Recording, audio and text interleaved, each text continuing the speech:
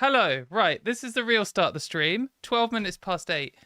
So I actually double checked this already. OBS was set up just as it was before.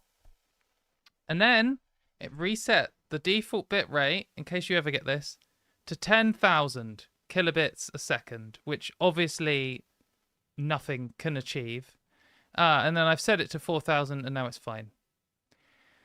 So that was the problem. It's okay on YouTube. It's okay on Twitch. Amazing. Hopefully we're getting comments for both. Yes, we are. That's quite exciting.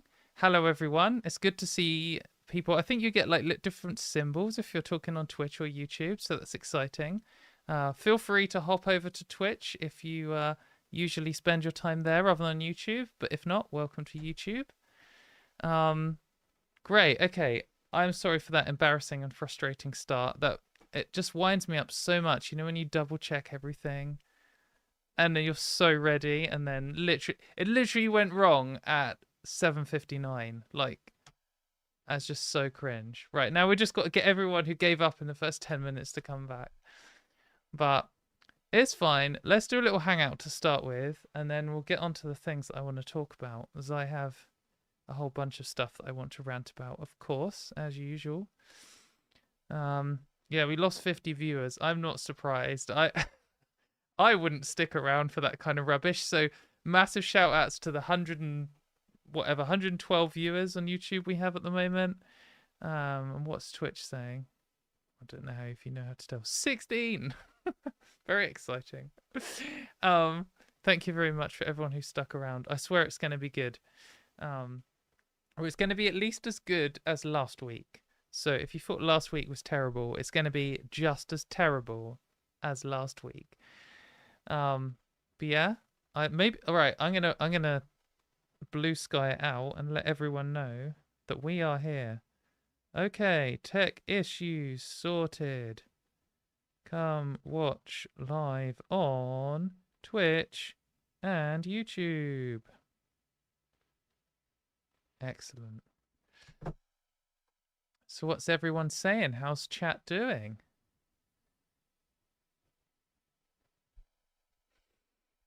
So I saw some comments being like, it wouldn't be a Katie stream without tech issues. That is so unfair. Like, I'm quite good at computers.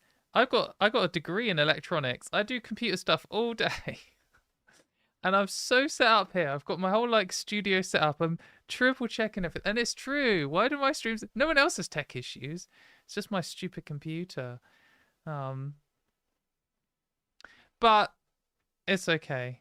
That's part of the fun, I guess, of being a streamer in front of a live audience of hundreds of people. It's all good. So is everyone on Blue Sky?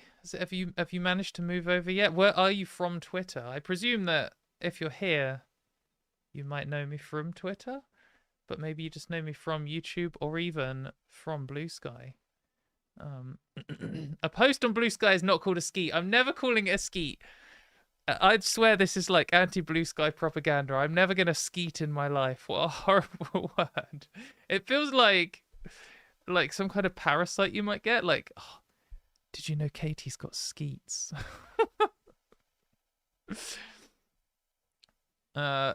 Silent Adult saying, Katie, you should know that the better you know tech, the more likely issues are to happen. That is very true. I think it's like probably a running joke about from IT professionals that particularly the more like engineering you get, the worse at computers you get.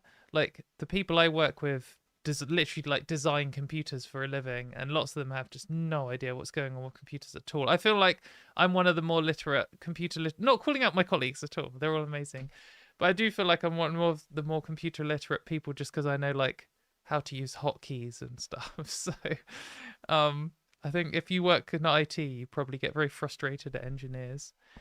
Yeah, skeet is awful. It's such a bad word. I mean, it's got to be a parasite. Like, what else could a skeet be? I guess it could be a bug, like a non-parasite bug. Oh, I don't know. It is awful, and I'm not going to embrace it. And yes, I did turn it off and on again, and that's didn't quite solve the problem. Another thing that's going well on the tech front is I am recording this. So the quality you're seeing this on live in fact, it should be better quality than what you're seeing live, is what the subsequent videos that come out based on this stream will be. Because the last week's load, I forgot to press record. So I had to download my 2-hour live stream from YouTube, and it only downloads in like the lowest quality. And then edit that. And then also I'm still learning how to use my new editing program. So they weren't the best quality videos, but we'll slowly get there. We'll slowly ramp up the quality until they're like C tier level videos. They're good enough. I've got an outro now. I think it's I think we're getting there. It would be nice actually to get feedback from people on what they've thought of the new thing, where it's a bit more chill. We're having a bit more audience participation, and afterwards I've like edited the videos. I think it's going well. We've got quite a lot of views on them, so we'll just have to see. So people still talking about whether skeet or tweet is an acceptable word, and here Albert is saying, I prefer Mastodon's toot. I just hate all of these so much. The reason why tweet is very good is because it's like birds do their little beep beep beep, and it's just like a little short thing. So it's short, and the app is called Twitter, so it's like you're tweeting at Twitter. It makes sense, but also probably just because we've said it now for like over a decade. Whereas skeet and toot, it just feels like you're just trying to come up with your own thing, and it's just not working. I mean, it's as bad as Elon Musk calling them X's. It's just super embarrassing. Actually, let's get into it. This is the first thing. In fact, this wasn't something I wanted to talk about, and I haven't got the resource up, so I'm just going to rant about it. But did you see one of the many latest cringes from Elon Musk, which is one of his things he sells himself as well as being super rich and being super futuristic and saving the world and being a genius and being a political mastermind, all of those things that he claims he is. Another thing he claims he is a gamer. And he seems to think that, or he is telling everyone that he's like one of the best computer game players in the world. I don't know much about the latest game that he's claimed to be good at. I've seen a video breaking it down for idiots, basically what has happened. But there's some game and it has like some global leaderboard. And Elon Musk was like in the top 10 on this global leaderboard. And it's like on super hardcore mode, and only the best like most skilled people who spend thousands of hours on this game are in this leaderboard, and somehow he's there. And I guess that got called into question, or he just wanted to show it off or something. And so he did like a live stream of him playing this game. And it just became very clear to anyone who has ever played this game at all that Elon had no fucking idea what he was doing. He was like, so I haven't played this game. I don't know what I'm doing either, but just reporting what multiple other people have been saying. He was like clicking on areas of the map to try and travel there when you can't. And he was like doing easy mode things and saying they were really hard. There was a super embarrassing little quote where he's like, oh, I don't know if this is really hard what I'm doing right now. Like, if there's a harder way to play this game, then I don't know about it. Like, oh, it was just so embarrassing. But everyone who's ever played that game realized that he just has possibly never even played. Yeah, like someone in the comments here saying, like it's like he'd never played any game like that at all. So it's not just like he hasn't played that specific game. It's like he has never played, like, you know, if he's claiming to be good at shooting games, it's like he had never played a shooting game before, which is just incredible. But I think there was this quote that I saw a while ago of like, I used to think Elon Musk was a genius until he started talking about something I knew about. Then I realized he was an idiot. And I think that was kind of my experience. I definitely bought into the Elon Musk hype like 15 years ago or something. When he was first talking about going to Mars. And just before that, I thought, oh, he's one of these like Steve Wozniak, Bill Gates types who's really, really good at maths and stuff and built a big company. And now he's doing something else. And he seemed pretty cool because he was like talking about saving the world and going to other planets and investing in green technology. And then he was talking about going to Mars. And I mean, that kind of set off my red flags a little bit because he was like, oh, yeah, we'll be on Mars in 4 years. I was like, I don't know much about space travel, but that didn't seem reasonable to me. And obviously, it wasn't reasonable at all.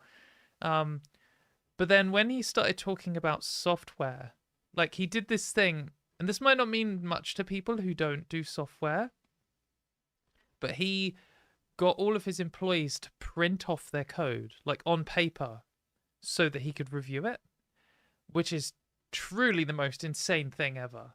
Like it just, if you feel like that's maybe not so bad, that is literally like the most ridiculous thing I've ever heard in the context of engineering ever. It's just such a giveaway that he has absolutely no fucking idea what he's doing, and he's never coded before in his life.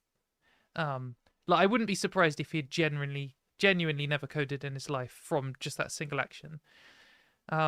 And it's the same with people who know about cars. Like they thought maybe he was a genius until he started designing the Cybertruck, and then everyone realized he's an absolute idiot. And what's good about this one is the people who realized he was an idiot up till now were like, well, software engineers. Okay, that's quite a lot of people, but it's a small group and they're not usually that politically active. And then mechanical engineers and astronomers and astrologists and not astrologists, astronomers and people who design rockets, and they're all kind of like specific nerdy small groups and stuff. And then obviously then he started talking about politics, and all the feminists hate him and all the LGBT rights activists hate him, but we're already marginalized groups. But now he's like revealing himself to his core demographic, which is like idiot teenage boys. No offense, but I'm sure lots of people who play all these games that he's claiming to be good at are not that demographic. But the gamers TM as a group now know that he is a fraud, and they must be one of his groups that he's most trying to appeal to. So it's just so embarrassing. And yeah, and then like people are saying in chat, once you realize that he's a bit of a fraud, and then you do a bit of research, it's like, oh, he didn't found PayPal. In fact, he was terrible at PayPal and seemed to be a bit of a leech and didn't really do anything. And oh, he didn't found SpaceX. He just bought it. Oh, and he didn't found Tesla. He just bought it. And he just buys loads of publicity and gets rich leeching off other people. And now it's the same thing here. He hasn't played this game. He just bought someone's character. It's just so embarrassing. Like, I can see buying into a business because that makes you money and you can still be in charge of it and you can still claim to have influence over it. And maybe he has had some positive influence over some of these businesses. But I don't know, it's just buying a computer game character. It's just so embarrassing. Like, really? Isn't the whole point that you're meant to, like, get good at a game and enjoy doing it? It's just like buying someone's gold medal after they win a race. It's like, it's just so embarrassing. How do people end up like that, and how are people still falling for it? I mean, obviously, all of the like right-wing wackos love him at the moment, or lots of them love him at the moment because he's providing them loads of money and influence, but they can't like him. I mean, not anyone who's paying attention. Yeah, just a truly weird situation where one of the most embarrassing, pathetic, and like rubbish people on Earth just happens to be the most famous, richest person on Earth. I mean, maybe that always happens, but yeah. Someone saying, "No, Katie, the only point in gaming is to be able to talk about how great you are at games." I think people are like that, but I think the people who are like that are usually like 14, not like 60 or however old. How old is Elon Musk?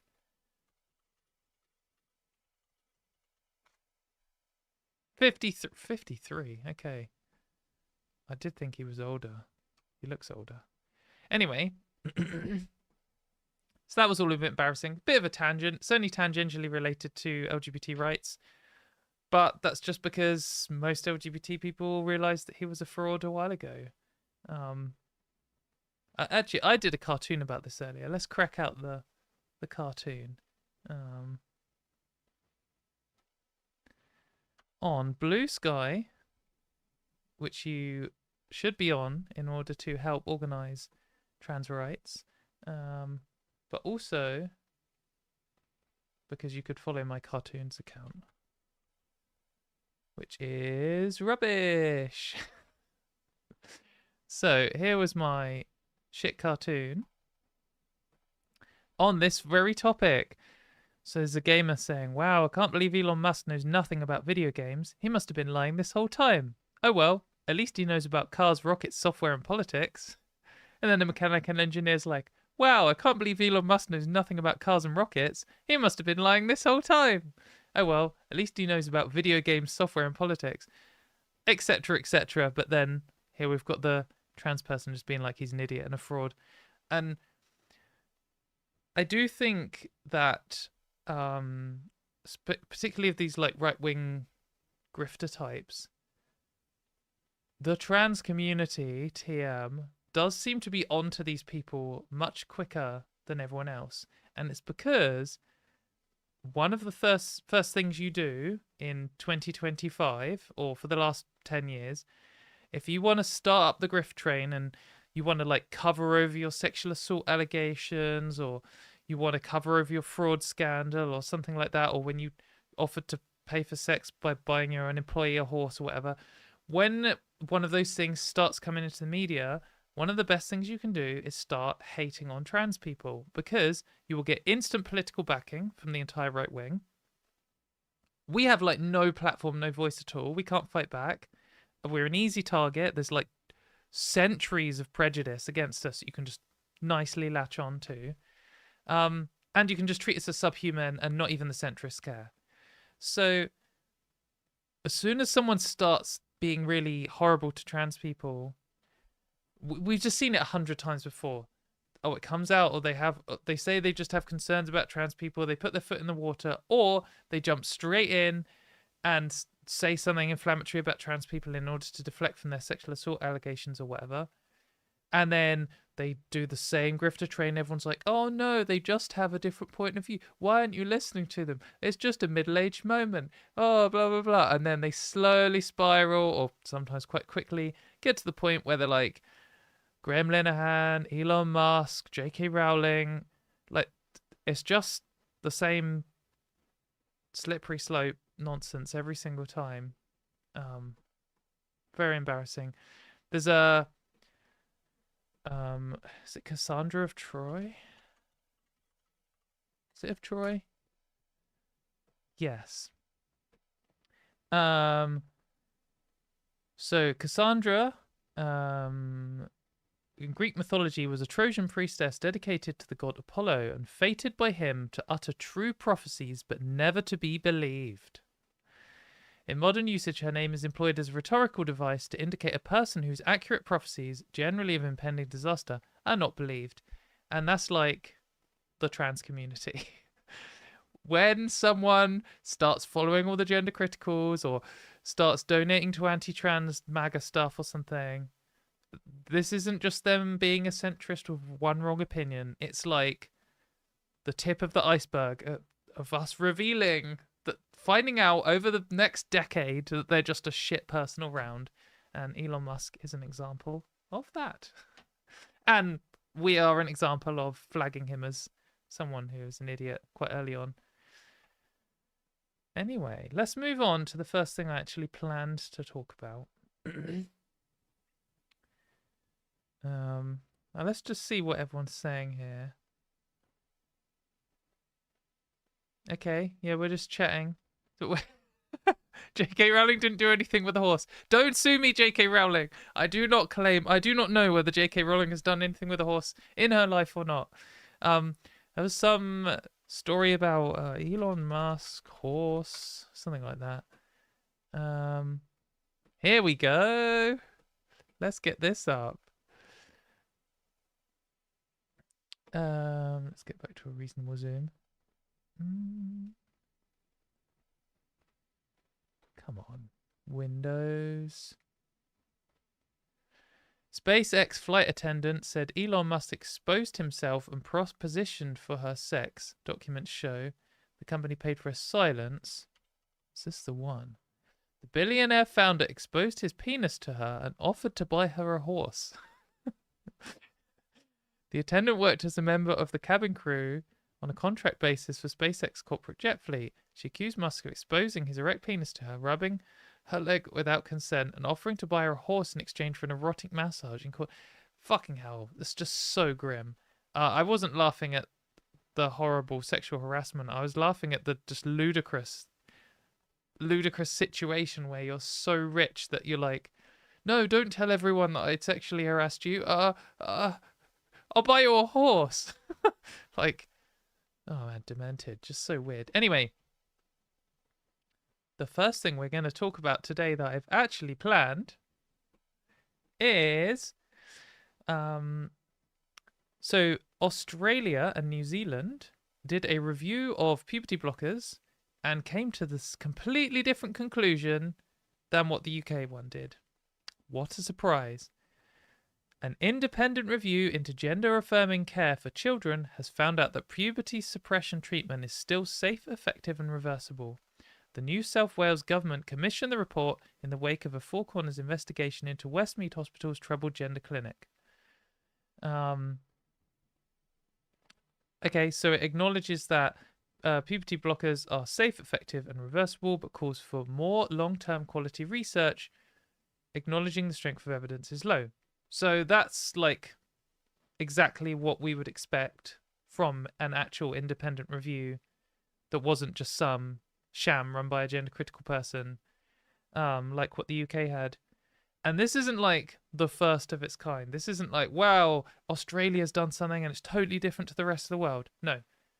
The UK did one. It's totally different to the rest of the world. So if you don't know what I'm talking about, I'm referring to the Cass scandal, or the Cass review, which was commissioned by the Conservative government, and they picked Dr. Hilary Cass, who is now a baroness, since doing this one thing for them. And she was handpicked from a wide field of one people because, as Kemi Badenoch said, she was putting gender-critical people in, she was appreciating that there were gender-critical people in positions of power like this.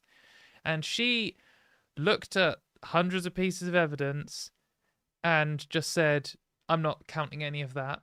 And then said, oh, well, there's not enough evidence to support treatment. So instead, I'm going to recommend something for which there is no evidence, which is not giving any treatment. But it's just a big scandal. It's all just such a sham. But anyway, Australia has concluded what we might expect, but they're not the only ones. So for example, this news is a few weeks old now, but here is Assigned Media, who's a great organization that you should all check out. Let's just bring them up. You should check these guys out, assignedmedia.org. It's a trans-led organization.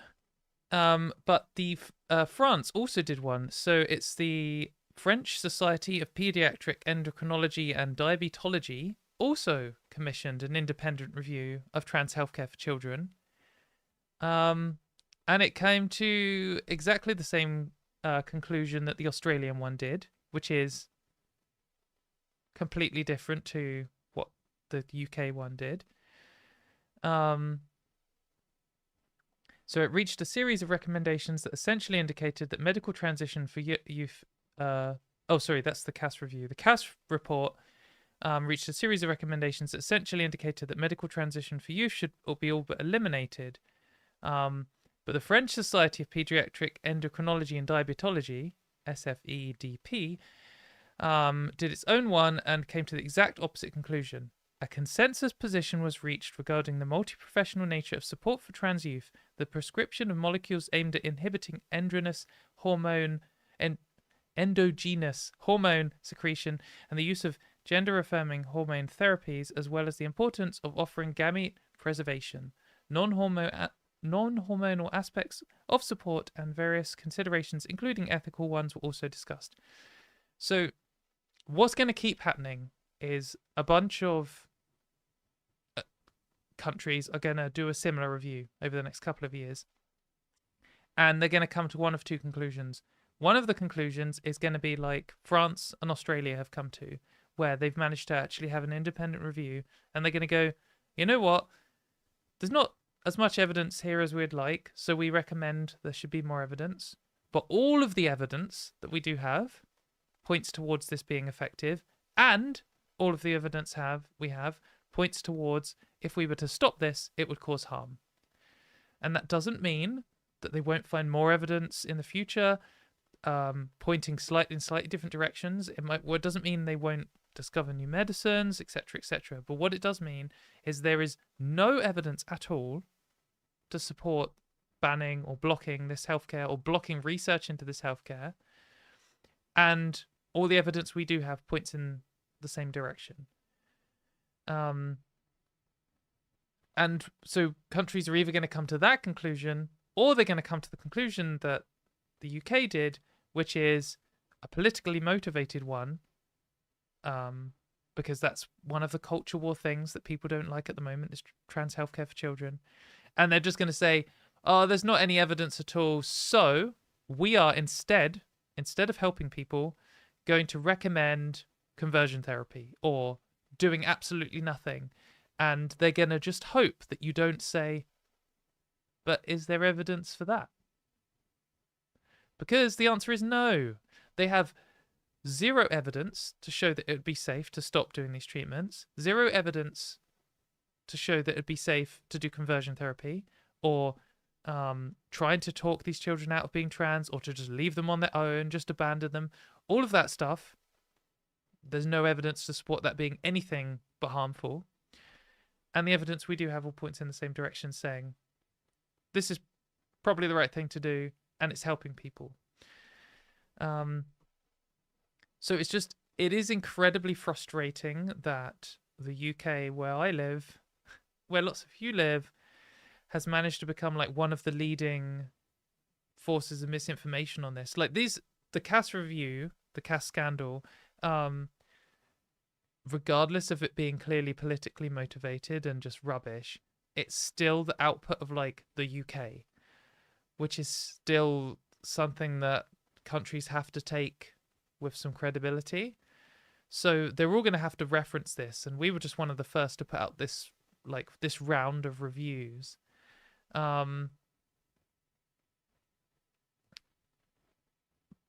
But it's now going to be used everywhere as like evidence in court and all this kind of stuff. They'll be like, oh, well, yes, although Australia and France and several other countries have decided that it's fine, the UK says it's not. And so we should also say it's not, because we're also a right-wing government who doesn't like trans people. So, I don't know, I expect that some other countries, maybe, for example, maybe Italy, where they were to hold a review, I wouldn't really trust them to do a independent review right now. It's depressing the situation we're in, but what is positive is that although the UK is very influential, so is Australia, so is France. And it's not like there is just one review of these. It's not like there's just one thing. So, for example, multiple organizations and experts have condemned the CAS report. So the British Medical Association are doing an evaluation of it, and it's likely to... They've called for a pause on implementing implementing what Dr. Cass recommended. It's likely that they won't do a perfect response, I think, but that they will say that it's not as good as the media is treating it as. More than 200 educational psychologists signed an opening letter. There's research projects. There's a bunch of academics who have criticized this and said it's rubbish. There are people fighting back at this. I know it can seem very frustrating. Like, you see this big boulder coming, and it's coming quite fast, and it's like seems totally unstoppable. And you're saying to people, look, the Cass review is going to be a sham. They're not listening to trans people. They're throwing out research. Who even is this person? She has no expertise in this field at all, and she's been handpicked by like the most culture war government of our lifetimes. Then it comes and it flattens over a load of people and it harms a load of children. And you're like, what is going on? They're taking healthcare away from children. Why is no one doing anything? Well, unfortunately, to combat a big boulder, you can't just like stop it straight away. Lots of this stuff takes a lot of time. Like, to debunk misinformation takes longer than it does to create the misinformation. And Dr. Cass did do a pretty good, or put in a lot of effort to try and make this look more legitimate than it is. And of course, it's like supported by both the previous Conservative government and the current Labour government. So there's a lot of momentum there. But all this is just going to take chipping away at it, probably for years, until eventually what will happen is in 20 years or something, the government will secretly, quietly be like, oh yeah, we were wrong on that. And then they'll just drop it and pretend that it doesn't matter. And all the politicians who supported it today will just pretend that they didn't. It's going to be tedious. And it is horrible. But things are happening. We can't feel crushed by this.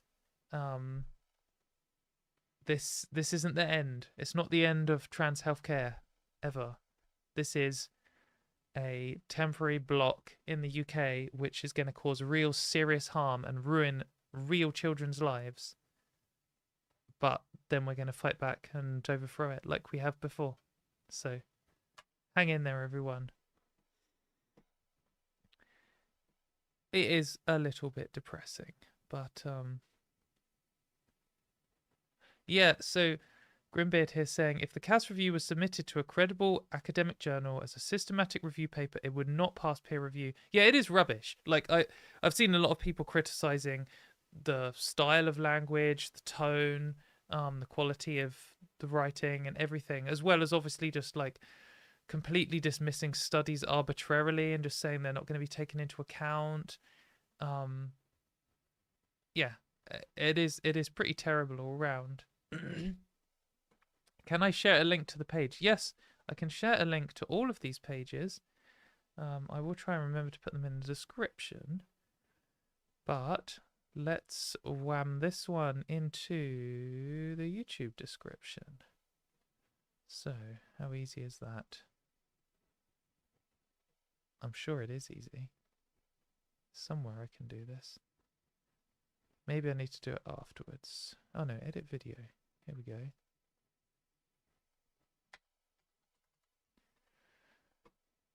So, the critiques page from Transactual I've just added to the description. So check that out. I'll try and update it with all the stuff there. If you are coming from the future, clicking on this in the future and you're like, she hasn't added the links, send me a message on Blue Sky or email or something and being like, you didn't put the links in, and I'll come and put the links in. Hydra Lancer saying, heck, it wouldn't even pass an A level. I don't know about that. I mean, maybe not, but I couldn't say I've never marked an A level, to be honest. So, it is despicable that Cass got peerage, Rick Nelson, but at the same time, it's despicable that anyone gets peerage. So for anyone who lives in a democratic country, in the UK, we have two systems of parliament. We have one where we vote for them, and they do like the usual election cycle nonsense. And we have members of parliament. We have a prime minister who we vote for. And that's called the House of Commons. And the idea is it's common people who get voted into positions of power. Whether that's true or not, don't know. But in theory, at least, anyone in the country could be voted into office there. And then we have a totally separate second one called the House of Lords, where actual lords and ladies, barons and baronesses who are born into power or who just get arbitrarily assigned power by the government just keep it for life. You can't vote for them. You can't vote them out. There's nothing you can do about it. They have a bunch of bishops in there, picked by the church, but none from any of the million other faiths. It's completely garbage. It's not democratic at all. We should abolish the House of Lords. It is terrible. But if you suggest getting rid of the monarchy or overthrowing the House of Lords, getting rid of it, replacing it with some other second chamber like they do in the USA, then people will get all angry for no reason because British people do not like traditions changing. I mean, this has been the system that we've had since like the UK Civil War, whenever that... Oh, it probably wasn't the UK then, was it? The English Civil War? The English Civil War was in 1646. So when did the House of Lords and House of Commons start? Okay, so it is actually since 1801, but it's still 200 plus years old, and it's very hard to change traditions in the UK. But yes, I mean, if you're born into power or the government just decides they're just going to put you in a position of power for the rest of your life, then they can just do it. And they picked Dr. Hilary Cass like directly after this. I mean, it's probably one of those things that I can't legally say because we don't have freedom of speech in this country. But it might appear to some outsiders that it looks like some situation where they're like, oh, can you write a bullshit report about trans people? We'll give you power if you do. Of course, I could never know whether that was true or not, and I would never claim such a thing unless I was a citizen of another country. No, I wouldn't know whether that happened or not. Dear England, please invade the US, love from Kentucky. Alan, I don't think you know what you're talking about. We're a terrible country too. I mean, we've already invaded the US once. Before it was the US. We've done that. Been there, done that. No. So, someone here, Miloscope, saying, I'm a bit torn on the Lords, to be honest. They do sometimes restrain the worst excesses of the elected government. I'd be more opposed if we didn't have the first past the post. Yeah. So this is getting a bit into the weeds on British politics systems. But we have a system called first past the post, which means it's not proportional representation. It's just the person who gets the most votes. So if there are 5 left-wing parties and they all get 100 votes each, and then there is one Nazi party and it gets 101 votes, they would win. It's just who gets the most. And you can form coalitions and blah, blah, blah, blah, blah. But it means that it's not proportional, and it's about just being a force. So often you get this situation where the left-wing vote is split across multiple parties because left-wing people can't agree on anything, and then there's this one big, loud, obnoxious right-wing party, and they don't really represent most people in the country, but they're just the biggest bloc. And then often the House of Commons will propose some bullshit law, and then the House of Lords waters it down. I mean, that does seem to traditionally be what happens, but there's no reason why that has to keep happening. And I mean, if they just stack it with a load of right-wing people, then there's no reason why that would necessarily keep happening. I don't trust it. It just would make more sense to have some people you can actually vote out. Yeah. No, you don't want to be invaded. You don't want to be invaded by the UK. That would be terrible, I'm telling you. Anyway, let's move on to our next story of the week. So, I'm always in two minds about whether to talk about these cases. So this is a crowdfunder by someone called Sarah Morrison, claiming discrimination case against the Belfast Film Festival. This is a gender critical person who is raising a load of money to sue someone, basically. And again, I'm going to be careful with what I say because we do not have freedom of speech here, and even giving your opinion can get you in trouble when your opponents have a crazy billionaire on their team. But I'm always a bit worried about highlighting these because I don't want to give them like extra publicity.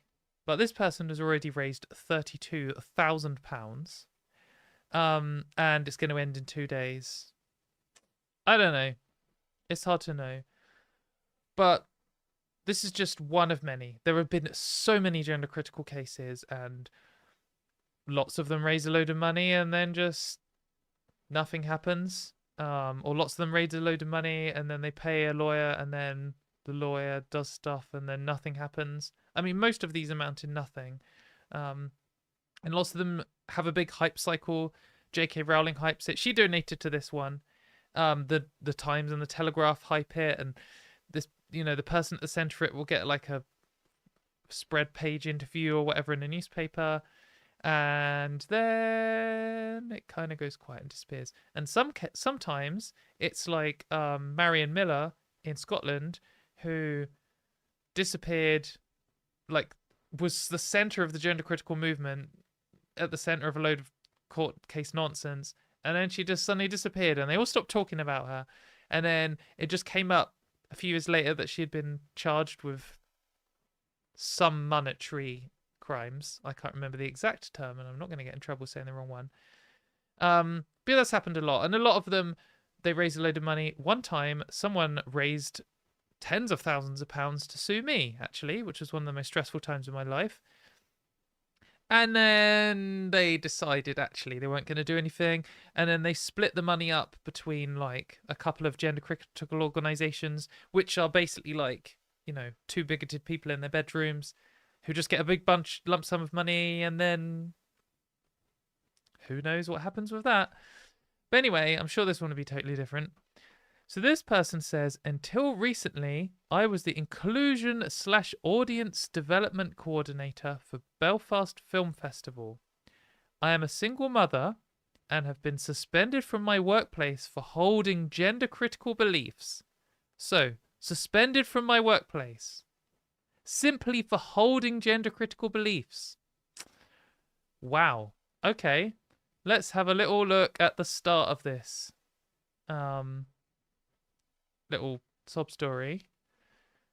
And the Belfast Film Festival has de facto, interesting, suspended me from my work because what's that? You spoke at a Let's Women Speak event in Belfast. That's interesting. So it's not just for holding, it's not like for secretly in your mind thinking, like, interestingly here, the picture is gender critical beliefs are worthy of respect in a democratic society. Force Data versus CGD, 10th of June 2021. This was a court case in which someone in a similar situation won a court case against their former employer or their former contract holder or whatever the term is.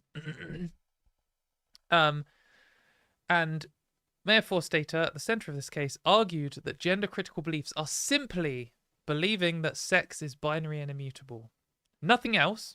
Not like believing that trans people shouldn't have human rights, or that they're all mentally ill, they shouldn't be allowed to be teachers, or they shouldn't be allowed to have children. All that stuff that all gender critical people constantly say online. No. Gender critical is simply believing that sex is binary and immutable. Something that, if that was true, I wouldn't give a fuck about at all.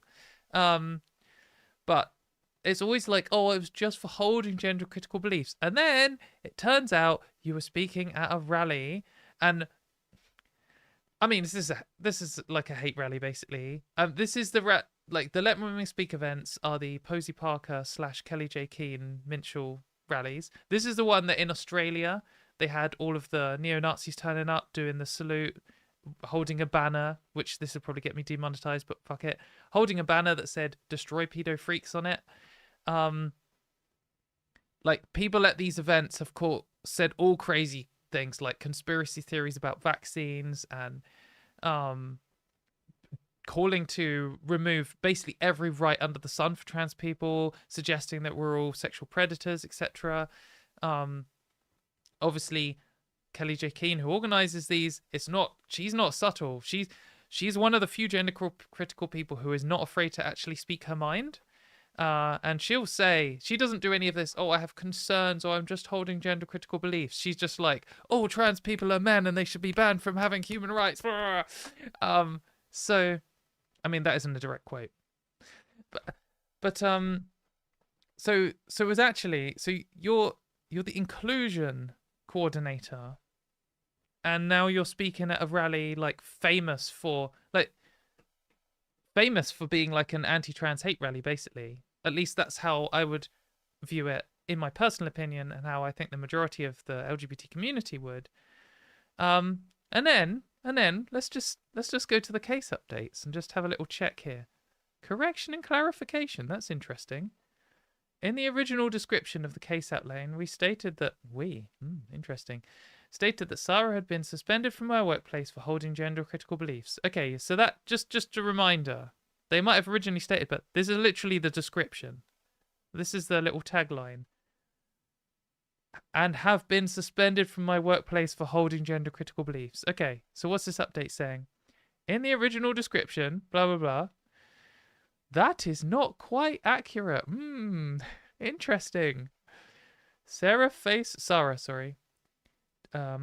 calls for her suspension and removal from involvement in future activities by her employer. In response to the same, her employer announced via Twitter, "We've been made aware of an incident and are investigating. We want to reassure you that the Belfast Film Festival passionately supports your values. We will celebrate and defend them." Right, okay. So you just weren't suspended from your workplace, and you weren't de facto suspended. So what happened? Sarah's employer has taken sides in this debate. What, the debate for whether trans people should have human rights? Okay, yeah, it's quite good that they've taken a side in that, actually. That should be the default position of every single organization. That, like, so you've taken a side on the debate about whether women should be able to vote, have you? Suspicious. Employers shouldn't be allowed to take sides in like debates. Oh, you're allowing disabled people to work, are you? You've taken a side in the debate. No, fuck off. It's the default position. And she's claiming that she was harassed. I mean, maybe she was, maybe she wasn't. I couldn't possibly comment on something like that. But therefore, it was not accurate for us to say Sarah was suspended. Okay, interesting. If anyone who has donated to Sarah's case feels misled in any way, we are more than happy to facilitate a refund. That's interesting that you're offering refunds. But then the next update, I've definitely read this somewhere. I have now officially resigned from Belfast Film Festival. So she wasn't suspended at all. She resigned. And it wasn't for holding gender critical beliefs. It was speaking at a rally, which is like literally internationally famous for being like aggressively transphobic. I mean, I don't know what she said at this rally. Maybe she was given an opposing view, in which case I would support her case. But it's not a good look, mate. At the very least, this is not a good look. It's disgusting the law entertains this at all. You know, and now not speaking about Sarah, but just speaking generally, why are bigoted people, gender criticals, like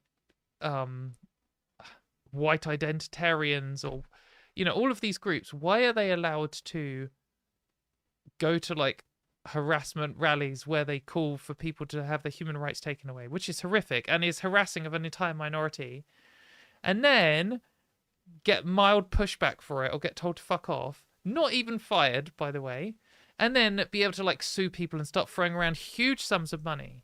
Like, what? It's grim that this is how the world works. It is not just at all. And I was just thinking just before we went on air here. So let's just do this live calculation, right? So this last case currently raised £32,000. We know J.K. Rowling donated to it because she said she did. Let's just say,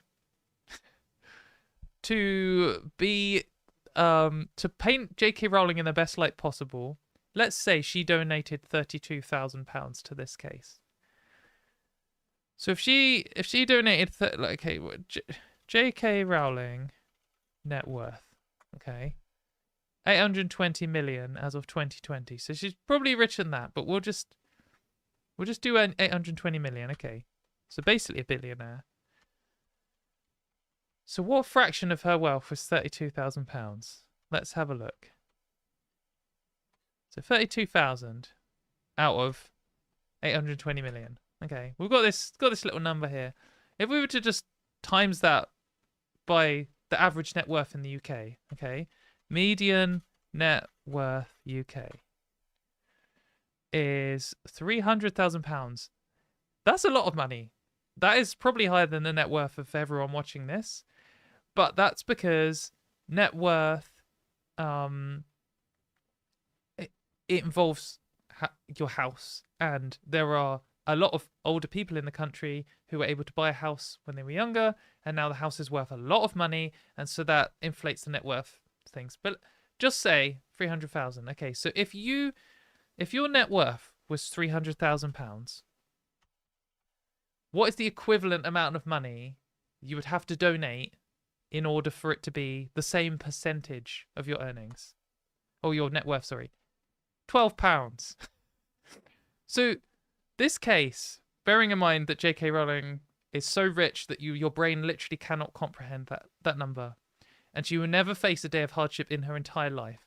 And also bear in mind that she is like terminally obsessed with trans people, and her entire personality is trying to get trans people's rights removed. And she's donated the equivalent of £12 to this case. I kind of... It's just so sad. Like, man, if I was an insane billionaire and I wanted to, like, hype up trans people, and there was some trans person... I mean, I understand that there is, like, 1 million of these cases, but she has so much money. Like, just stick an extra zero on there. I mean, maybe they don't need more than £32,000, but why did she have to make a crowdfunder and take, like... I mean, does it say how many people have donated? Comments? I mean, a fair few people have donated here. Someone donated £200. Like, you know, there's at least tens of people who have donated £10+ Why are they taking money from all these, like, randoms when they've got, like, an insane billionaire on their side who could fund anything they want to imagine? Just a bit weird. Let's hope that what's the genuine best case scenario for this? All of this money, everyone who donated who doesn't want a refund, everyone who wants a refund gets their money back. That's one. She updates this. That's two. The money here is all entirely spent on the legal case. I don't know if that's good or not, because these gender critical lawyers are kind of like rinsing people, which is in itself immoral, even though the people getting rinsed are doing a moral thing. And then they settle out of court and she decides to just go away and shut up. Or probably the best case is that she takes it to court, loses, appeals, loses, spends loads of money, has to pay the film festival's legal fees.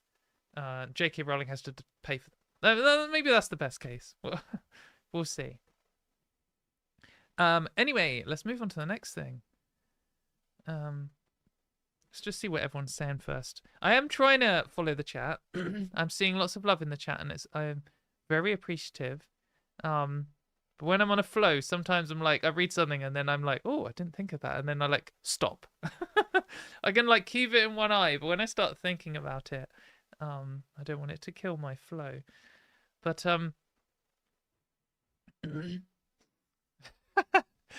Grimbeard says, I keep misremembering it as Force Data versus CDG and thinking, why is a big suing an airport?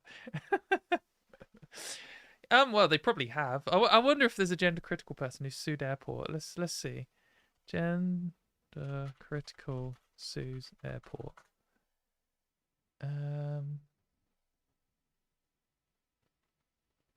No, okay, not yet. That could be new.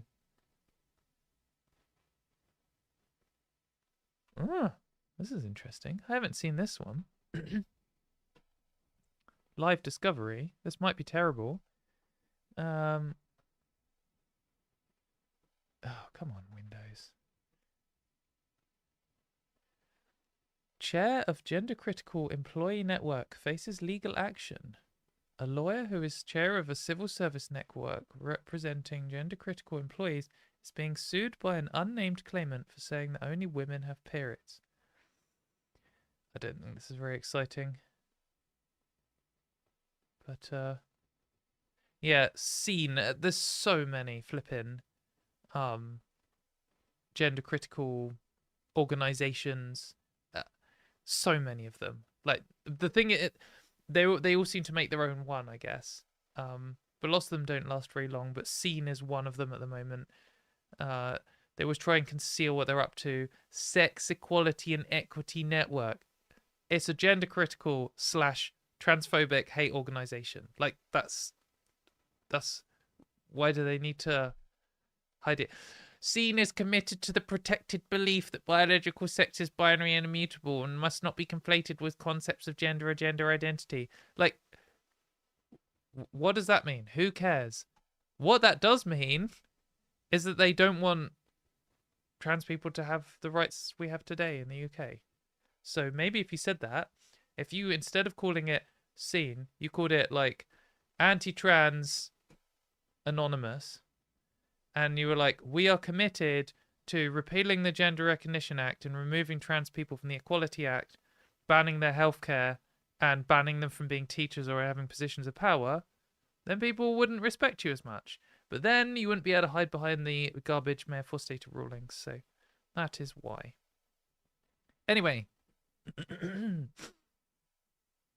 So we're going to try something new on this channel, and I don't know how long it's going to last, and I don't know how good it's going to be, and it might be terrible, but that's fine. We'll find out, and I'll just never do it again. I'm about to do a backflip. No, I am not. I thought I could do a live reaction and dunk to a Graham Linehan video. Because sometimes it's good to talk about what we can do to make the world better. And sometimes it's good to stay informed. And sometimes it's just good to dunk on a shithead and feel the community spirit you get from all pointing out how horrible a horrible person is. So we'll give it a go. And if you think this is a really rubbish video, or you think that I'm really bad at it, or you think that it was just too sad to watch, then please let me know. And we won't do it again. And then next time maybe I'll do a backflip. I might have to practice first. I'm not very athletic at all. Other than obviously being a super soldier capable of dominating every single women's sport, like all trans women. Beyond that, I'm actually terrible at anything that involves moving. So, just before we get into this video, let's just remind ourselves of something. Just a thing. Just a cultural event. Like, what was it? Let's go back in time. To 2014. Have you heard of Gamergate? Gamergate, the harassment campaign. So we're starting off good. This is on Wikipedia. And the reason I'm going to Wikipedia is not because Wikipedia is the golden standard or Wikipedia is where the only place to get facts from or something. It's because if I was to just describe what Gamergate was, people might be like, Katie, that's a biased viewpoint. You just think that because blah, blah, blah, blah, whatever. You're a woman, you're a trans person. Okay, I would have described Gamergate as some very cringe anti-women harassment campaign that lasted several years and attempted to destroy the lives of some women in the video games industry. So let's see what Wikipedia has to say. Gamergate was a loosely organized misogynistic... Let's start that again. Gamergate was a loosely organized misogynistic online harassment campaign motivated by a right-wing backlash against feminism. Man, I'm going to start reading this again. My reading's been terrible today. Gamergate was a loosely organized misogynistic online harassment campaign motivated by a right-wing backlash against feminism, diversity, and progressivism in video game culture. It was conducted using the hashtag Gamergate, primarily in 2014 and 2015. Gamergate targeted women in the video game industry, most notably media critic Anita Sarkeesian and video game developers Zoe Quinn and Brianna Wu. You can read more about this on Wikipedia, but if you're one of these hyper online people, or even if you spent a bit of time online in 2014, you probably encountered it. It was pretty grim, and in many ways, it was the precursor to the gender critical movement and the alt-right, and it seems like we have to have one of these bullshit things happen every 10 years or whatever. This was just before the alt-right. It was just before Trump getting voted into office the first time, and it definitely built towards that.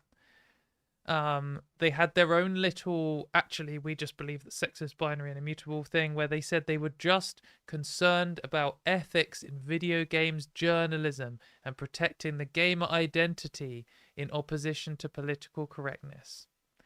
But what they actually meant is, we don't like it when video games have women and people of colour in, or gay people, and we are angry and we're going to take it all out on some prominent women and try and ruin their lives.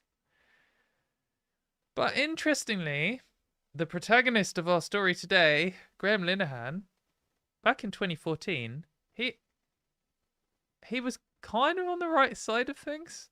He was big on Twitter then. He already had hundreds of thousands of followers, but he definitely made his self seen as someone who was very opposed to Gamergate. And he definitely, I mean, in a Graham Linehan style, he was still rude and dismissive and bitter and stuff, but not quite as you know him today. Not quite that bad. But he was at least on vaguely, if you were to do the classic, everything is black and white, he was on the side, at least in appearances, on the same side as the feminist position in that, and as the same side as the women who were being harassed. And so obviously when he started gender criticaling out, he obviously started getting loads of support from right-wing people. But a lot of the already openly transphobic and in full alignment with gender criticalism, the men's rights activist type, the Gamergaters, they were already totally on board with the position that he was now spewing, but they didn't like him because they remember, aren't you that guy from 5 or 10 years ago who was hating on all of us? So there was this kind of... Graham Linehan was a kind of big player in the gender critical movement earlier on, because he had 700,000 Twitter followers and he's some form of celebrity in the UK. Although he is Irish, he is not one of ours. But he still had a group within that anti-trans movement, one of the core groups, who hated him. And sometimes you would see that flaring up, and it's always good to see them fight between each other. But because I started doing YouTube again, I just was looking to see other people who started around the same time as me, how their channels were doing. Because obviously I just took a year off and didn't put much effort in. And Graham Linehan's YouTube at one point had more subscribers than him, but then he took over because he gets much more mainstream publicity than me. Maybe his channel is better than mine. Couldn't say. But I clicked just to see how he's doing, and he has 28,000 subscribers. So as of recording, guys, come on. We can't let him be beating me for much longer. I am coming up to 20,000, but I'm sure we can breach 28,000 eventually. But I was just scrolling down. I was just like, this looks terrible. Like, it's got, I don't know, what's he doing, some like gambling game or something? I don't know if it's gambling, some kind of card game. And it says like, this one's called the last gaming stream on this channel, and then like two videos later, he seems to be doing it again. I know he had this like show called The Mess We're In. I don't know, maybe he's fallen out with I kind of stopped paying attention to Gremlin Hand, to be honest. But maybe he's fallen out with the people from that. Don't know. But it doesn't seem to be doing super well. Some of his videos have less than 1,000 views, which, you know, is not great. Some of them do have a lot more views, and I noticed this one has 38,000 views, and I also noticed that the title was I Was Wrong About Gamergate. So let's sit down and go through this. It is 14 minutes long, so that means we should be able to slam through it in less than 20 minutes. We'll see. I'm going to put it on times 1.5. And I'm just going to stop it and react to it. You know what a reaction video is. Let's just give it a go. So the first thing is I would like to know whether you can hear this and see this. I think that's a good enough view. I'm sorry for zooming in on Gremlin. But I want to know if you can hear it. So if I just go to like a bit in the middle where we'll be talking. I believe violence now will help the view count. So can everyone hear that? Let's just see that. Make sure everyone can hear, because I don't want to like start reacting to it and have to go back and react to it again. Prediction: this is going to be cringe as fuck. Yes, this is going to be cringe as fuck. I'm sorry. Let's just see. He's louder than me. Okay, let's turn that down a bit. So if I was talking at the same time. Hello, everyone. Oh, he is quite loud, isn't he? Okay. I thought I'd hop on because then maybe we're about the same volume now. What do you think about that? Way too well. How about that? I've turned it. I've minus 20 decibels. He is loud. I mean, he is loud. He's a loud person. Better. I literally just turned on, and the first thing I get is Lunahan. I'm sorry, we're reacting to a video. We're trying it out. I tell you what, if I do this, and I'll make a little clip video of it, and if you fucking hate it, and you're like, God, why does she subject us to this? Come back next stream. Don't just stop coming. Come back next time and tell me it was terrible, and I will then know to never do anything like this again. But I just want to try it, okay? Bear with me. So. He's still he's got nothing to sounds. Anyway, sounds awful. Yeah, okay. I get we don't like him, okay? I don't like Gremlin Hand, but is his volume acceptable on the stream? Hello, everyone. I thought I'd... What do we think? Yes, he does just look like that. Stop. Exactly. Don't dunk on his appearance. We don't need to dunk on his appearance. We're going to dunk on the fact that he's changed his mind on Gamergate. Maybe this is a clickbait title and he hasn't really. So we're seeing. Oh, it's too quiet, for goodness sake. well, I haven't really live tested this, so we're just going to try one more time to get the volume. So hello, mine is everyone. in like the green space. So it's about the I thought same I'd hop as on me. because... Okay, right. We're about the same volume. You can't hear him. Davina, is that you really can't hear him or you don't want to hear him? Spot on. Okay, great. Yeah, I think it's the same level as me. So, I thought I'd hop on. Yes, he said that 100 times. Right, so we're going to start. Let's do this. Let's react. Why are you loading now? Let's start. So, we're now going to live react to a video by Graham Linehan called I Was Wrong About Gamergate. Let's find out. Oh, yeah, and I'm going to speed it up. 1.5, so we can get through it. I thought I'd hop on because, as you can see by the title of this little stream, I've been doing a lot of thinking recently. Okay, bad start. He does seem a bit twitchy, but I think this is his new vibe, isn't it? For years now, I've had this uncanny itch, this fear. I know we were just saying don't dunk on his appearance, but does he have like food here? Or is it a spot? I don't know. feeling that my experience with Maybe this is what. what's his name? His name's jumped out of my head just when I need it. So I'm so sorry, mate. Nazi Pug. It'll come back to me in a sec.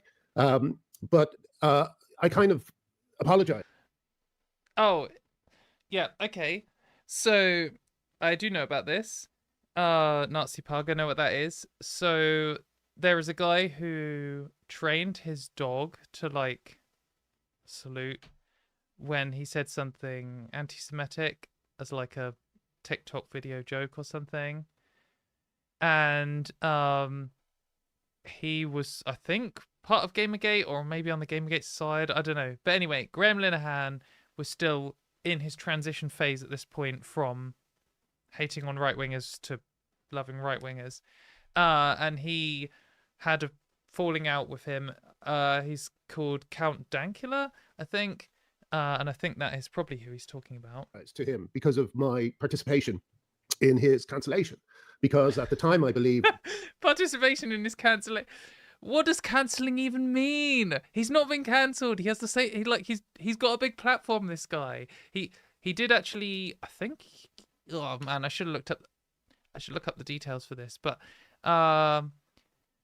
he definitely had some legal thing that he won. I'll just go with that in case, unless it becomes more relevant, we'll look it up. That I was absolutely Count Dankula. Thank you. Sorry, Dankula. I apologize for that. How could you forget that name as well? What is that? Oh, fuck no, I haven't shaved there properly. All right. Anyway, ignore that. So that was the kind of kind of first thing that I had to apologize for, and then I had to apologize to Toby Young, and then I had to apologize to Toby Young. Okay, oh, mate, we need to just remind ourselves of who Toby Young is here. Yeah, Toby Young. This guy is a bellend. He's the founder and director of Free Speech Union, associate editor of The Spectator, and a former associate editor of Quillette. So just an all-round right-wing person. Again, I'm going to be careful with what I say because although he might be the director of the Free Speech Union, do not think that they care about free speech. They do not. They care about promoting right-wing views. Every single person I meet. I mean, not everyone, but too many people. There's still a few out there who I have to apologize for. Yeah, there's a few people you have to apologize to, like the entire trans community, the entire feminist community, all the women that you've abused online. Come on! But yeah, that's not who he means. That's not who he means. He means Toby Young and Count Dankula. Taking part in their harassment, because I was doing what I thought was the right thing, like all my lefty friends. And Mark Meacham, that's the name. All your lefty friends, yeah. I was looking for. Sorry, Mark. Hold on a second. I'm going to shave that. I'm going to shave that off as we speak. Man, I thought I was ill prepared for my my streams. At least I'm not like, doing makeup whilst we're on live or something. Other people do that actually. That's probably fine. Do people shave while they're on stream? Here you go. This is better than foot pics. Games. Actually, this is completely irrelevant, but I want to see what games it is. I don't think I recognize any of those. Don't know. Games. What was I going to say? What is he doing? Maybe this is a bit. Maybe he is still a comedian. Oh, God, it's hard in the camera. I think Do you think he like planned this out? He's like, I'm only going to shave 95% and I'm going to go live on air, so I've got a little bit of slapstick. I mean, fair if that was part of the plan. It's made me laugh. Put myself. Okay, this is going great. Okay, yeah. Well, I'm getting to that. I'm getting to what Gamergate is, but basically, the way to think about Gamergate is it was an early battle in the fight that we all now find ourselves in. See, this is one of the things that I've noticed about the more extreme, I guess, is one word, and in another sense, the more honest, like culture warrior types, they often just agree with the same history. Like, I would say Gamergate was like the precursor to the outright, the return of like Nazism as a credible force in the US, and the gender critical movement. That was like the first step for all of those things, or it was one of the steps on the way towards them.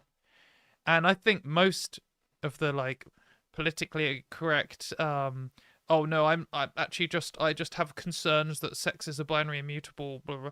Like all of the, you know, gender critical column writers would be like, absolutely not. But then when you talk to like the diehards and the people actually leading the movement and the people that all of these commentators still respect and look up to, they say exactly the same thing, but the only difference is their perspective is flipped and they think it's a good thing.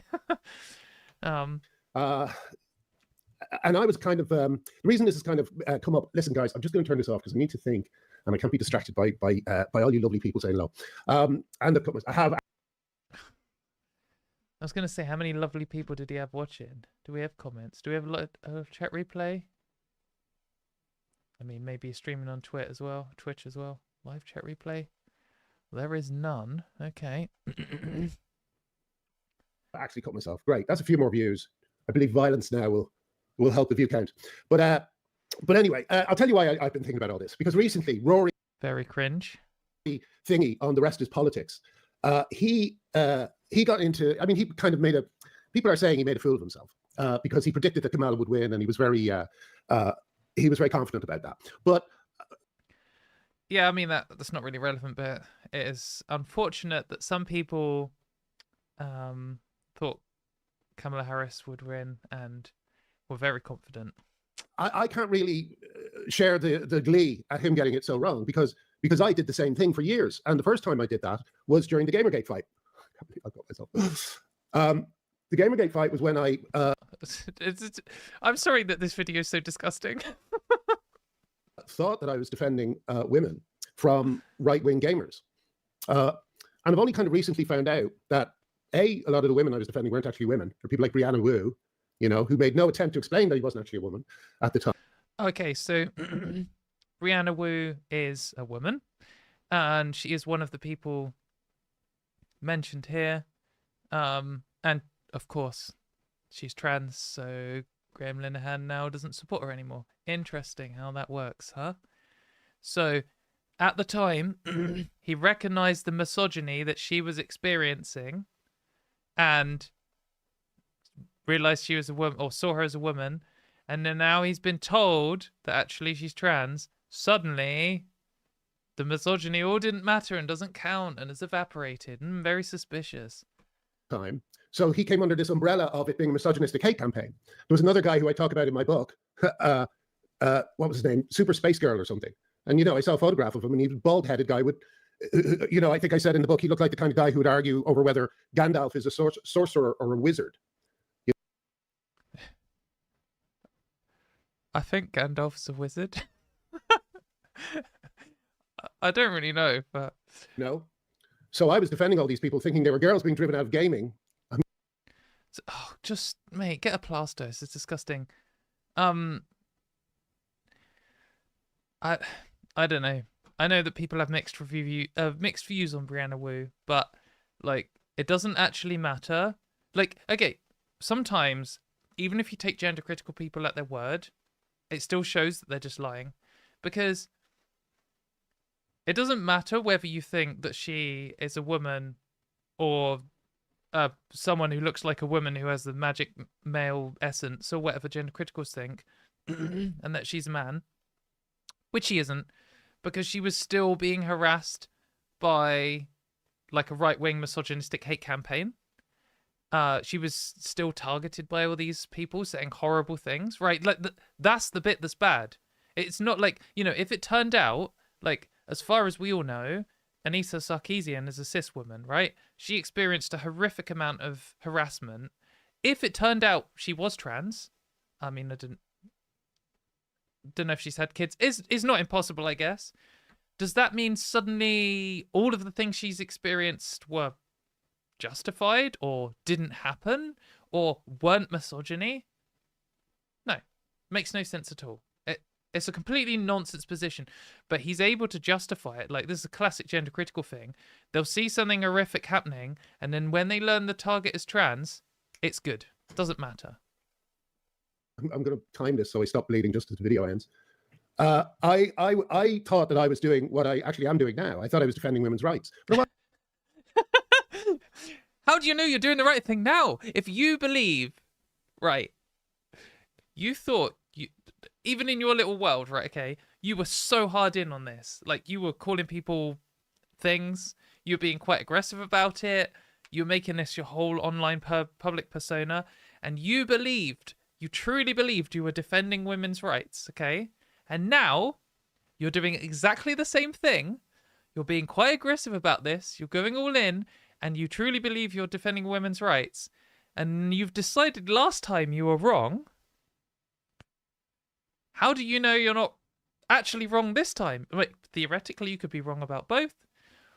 Or maybe what everyone else in the entire world sees it as you were right last time, or you were at least attempting to be on the right side last time, and now you've lost your mind. Wasn't. I was defending a bunch. What I was involved in is a kind of war between a group of people who were spreading misinformation to cover up the fact that they'd done some extremely unethical things. Ethics in games journalism. What extremely unethical thing had Anita Sarkeesian done, other than, like, suggest that the fact that the majority of games you're like a man who saves a woman is kind of lame? Or the biggest like Mario, biggest game of all time. Love Mario. Not the guy. I mean, I don't know him. The games Mario. I like the Mario games, but it is cringe that it's like man saves princess. It's very like 1950s. Oh God, I'm sorry. What's it here? Oh man. But like, what unethical thing has she done? And I won't go into that because there was an element of misogyny in how many of there was the attacks were carried out on the other side. But the truth is that it was a that old thing we used to actually make fun of. It was about ethics in gaming journalism. Oh dear. It was. That's what it was about. And what happened was I became. Why? Why would that become like an international incident? Why would that justify misogynistic hate campaigns trying to ruin people's lives, or all the extreme stuff that Gamergate did and led to? Ethics in games there's no ethics in games journalism. Like, journalism is like largely garbage for ethics, full stop. Like, I mean, where's the ethics in like the Times or the Telegraph or the Daily Mail? None. They've got no ethics at all. They're fucking morally bankrupt, rags, absolute garbage. And I mean, in the video games journalism, I couldn't possibly say any of the outlets, but no doubt some of them receive money in order to give games good reviews, just like they do in the film industry, just like they do in every industry. Ethics, why is it all targeting women? Why are women the targets of this? Why has it become a men versus women thing? Why is it all about keeping like people of color and LGBT people out of games? Like, what? It doesn't make any sense. Another node in a misinformation campaign. And what I was doing, and this is why I thought of Rory Stewart, what I was doing was I was trying to make people not think about it. So I would say, for instance, it's a misogynistic hate campaign. That's all it is. Yeah. I said that to every other person, It's a misogynistic hate campaign. That's all it is. And what I was doing was I was shutting down their area of debate in the same way that trans women are women does that. And in the same way that, Gaza is a genocide does that. Oh, I wasn't expecting that. Gotta say, goodness. Okay, is that... I don't know why I didn't expect that. Like, sure, I mean, he's just a generic right-wing man, so that's gotta be... It's got to be his position. These are all thought-terminating cliches to try and stop you from thinking, Okay, so I kind of wanted to talk about this for a while, but thought-terminating cliche is a real thing. It's what people, in cults particularly, are like trained to say in order to get them to stop worrying about the cognitive dissonance they're experiencing. Like, if you say, For example, you approach someone who's in like some really like Jehovah's Witness or something, you know, so really strong religious cult, and you say your core view doesn't make any sense. If God is like all caring and all loving, why did it create suffering and torture and rape, and why did it then send itself down in order to die, in order to forgive you? Why can't it just forgive you in the first place? It doesn't. None of this makes any sense. And they'll just be like, God is love, and it's just a thing you say to like turn it off. Like, I'm not thinking, no, I've said my thing, get away from me. I'm just going to keep repeating this phrase to myself, and it lets you shut down the debate. And like gender criticals have so many of these, and another one we might talk about later if we have time is when they say women aren't a subset of their own sex. Like, what does that mean? Why is that relevant to anything? I mean, it's not even true. Like, what are you talking about? But it's just a thing they say in order to stop thinking. And if you like try and pressure a gender critical person, you're like, okay, so you believe that it's possible for a trans person to deceive someone into kissing them, but equally you think you can always tell. So which of those is true? Because they can't both be true at the same time. And they'll be like, you're a biological male. It's like, completely irrelevant. I'm asking you to address a contradiction in your worldview, and you're not doing it. But to someone who doesn't put any effort into analysing this at all, a thought-terminating cliche just looks like a thing people say, or just a slogan. So, like, you might look at the gay rights movement, which one of their slogans is like, love is love, or love wins. And you're like, you go and say your homophobic bullshit, gay people are immoral and don't exist in nature, and you're wrong and you're stupid, and everyone's just like, fuck off, mate. Like, you're just an idiot. And some people just be like, love wins, get fucked. Like, love is love, I don't care about what you're saying. That isn't a thought-terminating cliche. That is a slogan. It's not an argument. It's not changing minds. Well, maybe love is love could contribute to changing minds because people realize that gay love is no different to any other form of love. But it's not like a full argument. But these people aren't trying to make a full argument. They're just saying a slogan like that, and that is different to a thought-terminating cliche. And they're only similar in the fact that they are a short thing that people say. So it's rubbish. So saying Gamergate was a misogynistic hate campaign isn't a thought-terminating cliche. That's a summary of what it was. And if asked to explain it, and you were in good faith and not trying to waste someone's time, I'm sure they'd be like, yeah, okay, let's deal with it. Let's just open up the Wikipedia page and read all the fucking about it. But no, what we can do is we can use the terminology of experts and, you know, left-wing activists and progressivism and just flip it round so it doesn't really mean what it means, and then use it to explain their own bullshit. I'm sorry, this is now a terrible pause. Is there ever going to be a good pause?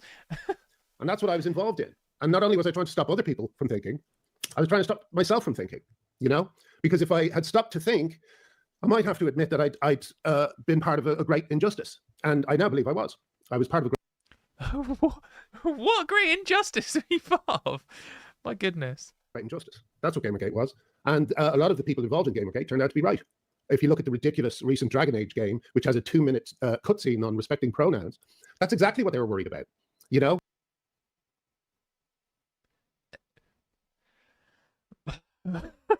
Right, okay. So just to be clear, your example of people being right about Gamergate was... And what justified a misogynistic hate campaign that tried to ruin the lives of multiple people very publicly, and that then led to the outright, which led to Trump and the rise of fascism in the US, was in a game, there is a cutscene about pronouns. So what? Don't buy it. Who cares? Like, what's the problem? How many games talk about pronouns? 1? 10? Even if it's 100, it's like nothing, because there was like 100,000 or 1,000,000 games that don't and just have a straight white cis man as their protagonist. Like, they would wait. So these people were the great injustice you were part of, and was denying that these people who turned out to be right was that some games might acknowledge that some people care about pronouns. Like, even if you hate trans people and even if you believe that I have a magic male soul or something, at least you can acknowledge, well, at least I would hope you could acknowledge the reality is that some people do care about pronouns. And if you're creating a computer game, I don't really care about pronouns, but it's not like a special interest of mine. But if a game was like Pokemon, for example, now is like, are you a boy or a girl? I'm like, oh, isn't this great? They ask you now. I can actually pick what I want to pick and what I would have picked when I, wanted to pick when I was a kid. But isn't it a shame that they only have boy and girl, and they could have some other options, but they don't. Like that's as far as I care about it. But like, even if they do that, like, just who cares? Why does this matter? Like, the great injustice is they ask you whether you're a boy or a girl, or want to be they them or whatever, or do a lecture, even like, oh no, they're lecturing me about respecting people. Oh my god, I'm so glad that I took part in a misogynistic hate campaign. Oh, I was right all along. Is there anything that can, break your immersion in a game more than a lecture? Oh no, I just pressed the button by accident. That can, break your immersion in a game more than a lecture from an elf about what pronoun use, how to observe pronoun use. Anyway. Yeah, there is actually a lot of things that could break my immersion in a game more.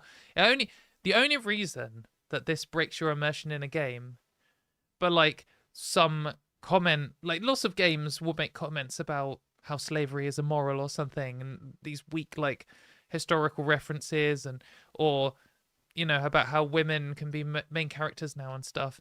And the reason, and that breaks the immersion for racists and sexists. Like, the reason it breaks immersion for you is because you're like so chronically obsessed with trans people that even just having some character be like, oh, I'm not male or female, will set them off. Like, I don't know if you remember, but like a couple of years ago, there was some library, wasn't really trying to make any comment about trans people at all. They made some alien from space, and they just were like, oh, this alien isn't male or female, it's an alien.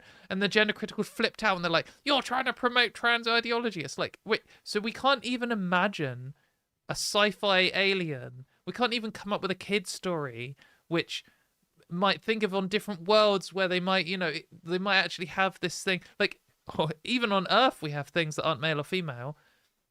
And they're so, like, pathologically obsessed with it that they can't even play a game that references it. That's crazy. Before I bleed to death, I'll quickly wind back around to why I'm talking about this. So Rory Stewart, the thing about him is, at least he made a bold claim. Like I predicted Trump would win, but I did it relatively quietly, in case he didn't. But, he went on and he... I also predicted that Trump would win, and I won a free drink from my friend in the prediction. Terrible, but at least I get a drink out of it. He said this very proudly because he felt that, I think what he said was, I'd rather be right optimistically than wrong pessimistically. And it's like, well, we're not feeling pessimistic, because we know that children are being hurt in gender clinics. We know this for sure. I mean, that is true, but it's because they are being denied healthcare and not treated as humans. Not because they're given healthcare and then grow up to be happy like 99.7% of trans people who transition young. Sure, we know that thousands of young girls are getting double mastectomies. Thousands! But you don't know that, Rory, because you were doing what I did. Oh, because it's not true. And like, they always do this thing where they're like, oh, supple young breasts of young female breasts being cut off. And then they just stop there, as if that itself is evidence of harm. Even if there was thousands globally of trans boys and men and non-binary people who were having double mastectomies, and they were under 18, that doesn't mean anything. Because if 100% or 99% or even 98%, which is probably a lot lower than the reality, of them were happy with it for the rest of their life, then what's the harm? There is no harm. The only harm is like psychological damage to someone who believes that having control over your own body is a problem. Did during Gamergate, You know, you are using confirmation Why are you so weird? Come on, mate. bias, and you are trusting to your information It's genuinely repulsive. I'm so sorry that I picked this video. streams that you have set up yourself. So you're not getting the full story. You're not getting the full story from The Guardian. The BBC has done 100 stories on drag queens and no stories on the many detransitioners who are now suing their doctors and hospitals in America. Who? Do you remember when the Times announced there was going to be thousands of detransitioners imminently suing the gender identity clinics? And then it turned out the whole story was built on a I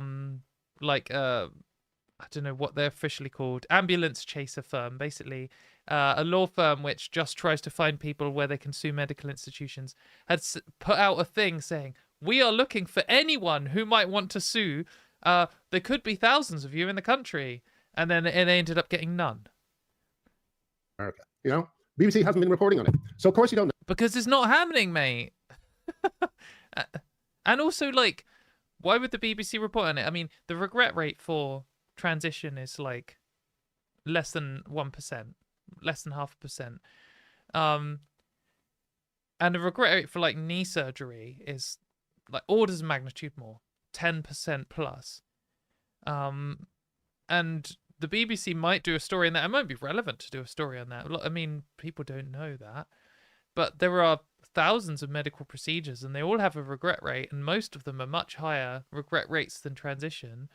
Is the BBC going to do a study on all of them? I realise that trans people are like the culture war now, and knee surgery isn't ever going to be the culture war because it happens to cis men, but it's all conspiracy rubbish. Know about it. So of course you don't know why Kamala might lose, because she's... How is this anything to do with Kamala Harris? She's been enabling all this. And oh, okay. Yeah, so I don't know. All I would say is don't be like me, Rory. Try and expand. That is something we can agree. Do not be like Graham. The group of people you're listening to, because this is a huge medical scandal, you know, one that will eclipse even me killing myself live on air. It is a huge medical scandal. Okay, that was a shaving joke. Okay, we're fine. And the fact that you don't see that it is Rory Stewart means that you are part of the scandal. You are another node in the efforts to suppress this story, just as I was back in the day with Gamergate. Oh shit, people, I haven't even explained what Gamergate properly was. Basically, there was a very angry blog post by a rejected boyfriend about a woman where he accused her of sleeping with people to get favorable game reviews and to get further in the industry. The classic tale as old as time. The only reason that she's anywhere is because she sleeps her way to the top. They said it about Kamala Harris. They said it about like literally everyone. Every single woman ever who has ever achieved something has been accused of just sleeping with people to get to the top. And it's garbage. So that happened. And then her friends rounded around her, and all her friends happened to be in gaming magazines or whatever, involved in the gaming industry in some way. Wow. I wonder why all her friends were in the gaming industry. Right. So what it became was a real question about ethics in gaming, and a real question about the character of certain people. Okay, it was a genuine question, a genuine debate. There was genuine debate to be had, but what happened was that debate didn't occur because of all these extreme claims about harassment and so on. And from my experience in the trans fight, I mean, as he was mentioning earlier, he was definitely involved in whatever he's claiming was extreme now. I now realize that these left-wing activists, you know, who I used to pal around with at the time, I was quite pally with Lee Alexander, who wrote that piece. But these are the same people who've been saying that men can turn into women and, you know, that children can consent to life. So, I mean, it's just so transparent what's happening. It's so frustrating that more people aren't just watching this and seeing it for what it is. Like, he used to recognize generic misogynistic attacks on women in positions of power, but the feminists who defended them also defend trans people, and so now he's totally flipped his political position and now supports the people who were doing the misogynistic attacks in Gamergate because they support trans people. Like, it's just that's it. That's what's happening here, and that's what's happening to so many gender critical people. lots of them are probably predisposed to be right wing, but are just normal people. Then they say something transphobic or they do something transphobic and they get some pushback. And rather than just being like, oh, maybe I'm wrong, maybe I should reevaluate my prejudices, maybe trans people are human after all, they find this little hyper online hate cult that's telling them that they're right and that they should, you know, stick to their guns and start a crowdfunder. And then the only support they get from are all the people who benefit from that happening and are using them for the culture war because it benefits right-wing politics. And then they're constantly exposed every single day to right-wing propaganda, and they flip their political position, and they end up like this. Life-altering surgeries, you know, and I've now life-altering, yeah. You know, I've had 2 surgeries, and both of them were life-altering. As in, they drastically improved my life, and I really am glad that I had them. In the same way that someone, like most people, even though I was just going on about the regret rate of knee surgery, most people who have knee surgery benefit from it, and they would probably all describe it as life-changing or life-altering.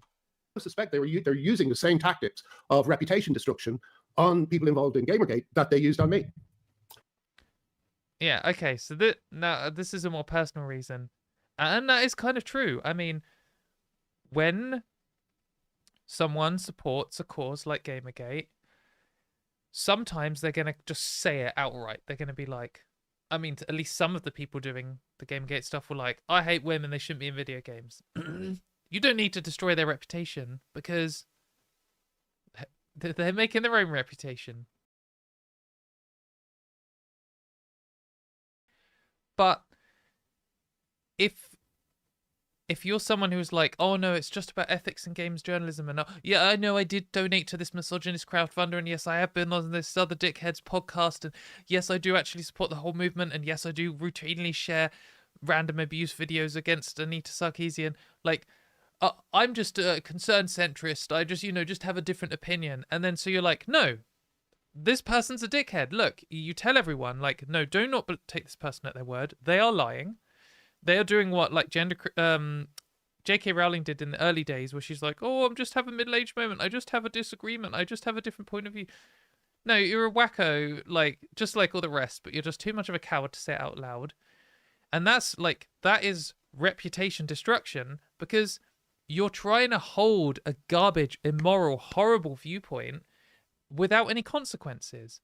And the people who you're targeting are going to notice, and they're going to start talking about it, and they're going to tell everyone else, and people will come along and they'll make up their own mind, and some of them will still fall for your bullshit, but a lot of them will see through it, and your reputation will be destroyed because you hold a garbage position and you're not willing to review it or justify it.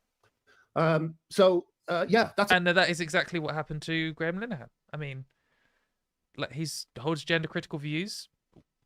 When people realize what gender critical views are, they realize that they're immoral and horrible, and then they think less of you, and your reputation is destroyed. And there is no person whose reputation is more destroyed than this guy. That's essentially it. And I've done a couple of things. I've done I listened to a 2-hour documentary last night that really broke it down. Whether or not it's all true or not is a different question. But he took great pains to dispel certain myths, so it didn't feel like propaganda. You know, for instance, he said. Okay, yeah, it didn't feel like propaganda. I swear it wasn't propaganda. Don't look, I wasn't eating propaganda. There were 5 men mentioned in the letter, and only 2 of them have been confirmed. Stuff like that. So it seems like a legitimate video. But I won't. 5 men were mentioned, and only 2 were confirmed. Okay, share it just yet, because it's so into the weeds of, you know, gaming culture that it will just bore most people to death. So I'm going to do a kind of condensed version of what I do and don't know about the issue, and.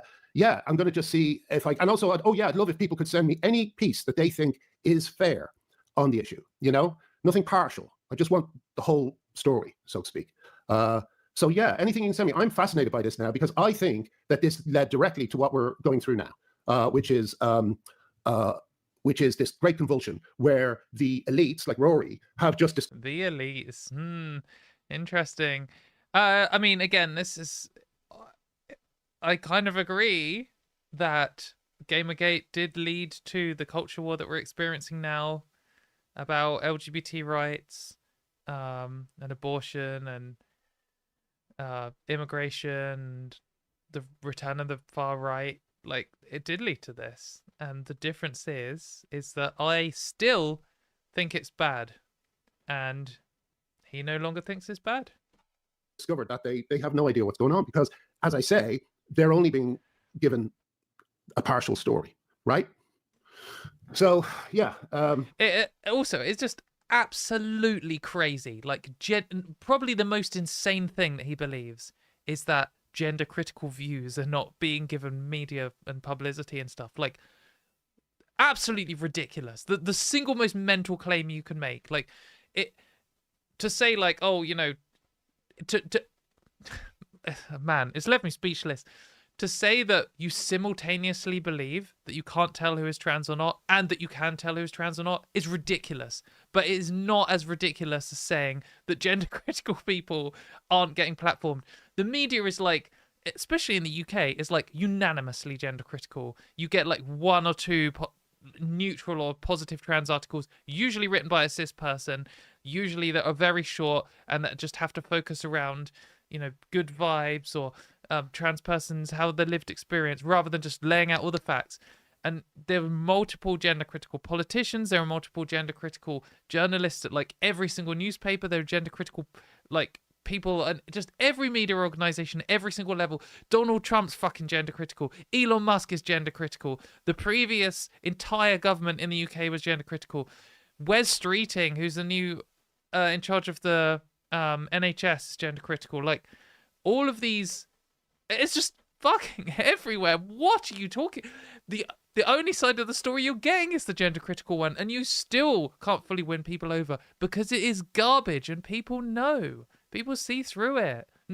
Unfortunately, not as many people as we'd like, but slowly over time, more and more people will see through it. Let's see what this says. Okay, so there's a few people writing in. Yeah, I will. I need to get in touch with a few certain people who I might have in the past either insulted or called bigots or whatever, you know. But that's the other thing. If you were involved at the time and I blocked you, let me know and I will unblock. You may not, but that may not matter. Full amnesty for all Gamergaters. But because now Twitter block doesn't work or something. But anyway, if you get in touch, I will unblock you. Zoe Quinn and Randy Harper organised a racist email dogpile of Candace Owens, which ultimately red-pilled her. Okay, I don't know if that's true or not. I will look into that. I also don't know about that. Can't comment. Ralph, we're talking about the whole Gamergate Zoe Quinn thing. Unfortunately, I don't super know everything that happened in Gamergate in great detail like I do the gender critical wars, but maybe that's good because I don't know how many like culture wars one person can survive in their lifetime. Even Olaf was half saying he directly documented the Candace Owens attacks. Watch the video. Okay, all right. There's lots of good stuff here, which I will dig into, but I won't do it live. I'll disappear and think about it and get a transfusion. And yeah, I'm very excited by this discovery now that I've realized it, because they're all the same tactics, you know, and they did it to a lot of people who may. Again, I'm agreeing with him. It is all the same stuff. It's the same feminist response to everything. It is, this person holds garbage views and the views are bad for the following reasons, and you should stop taking this person seriously because they, for example, in Gamergate, they think that women are less deserving of positions of power and shouldn't be in video games and stuff. And in an example of gender critical, they think the same about trans people. So yeah, I mean, the tactic is just a natural human response. It's like, if you are bullied at school and then everyone is saying, oh, isn't this bully such a nice person? Aren't they a greater person? Oh, they're so good. And then you're like, well, when you're not looking, they punch me and the other kids. Like, that isn't reputation destruction. It's just revealing what's going on. It's trying to just tell everyone the truth. And when gender critical people go around saying, I was fired simply for holding a gender critical belief, and my belief is simply that sex is binary and immutable, most people are like, what? I don't think you should be fired. What? I don't. But that's because they're lying. They're not saying, I'm supporting a campaign to remove trans people's human rights, and I don't want them to have protections from sexual harassment at work or the ability to have a passport which allows them to travel across the world. Like, they're not saying that because they're lying cowards, and they know if they said it out loud, they wouldn't need to have their reputations destroyed by the feminist movement because they would destroy them themselves. And that is exactly why they have euphemisms for it all. Have had, you know, may not have always behaved very well, but it's very suspect. Wait, who's not behaved very well? Realized it. You know, may not have always behaved all the same tactics, you know, and they did it to a lot of people who may have had, you know, may not have always behaved very well. Yeah,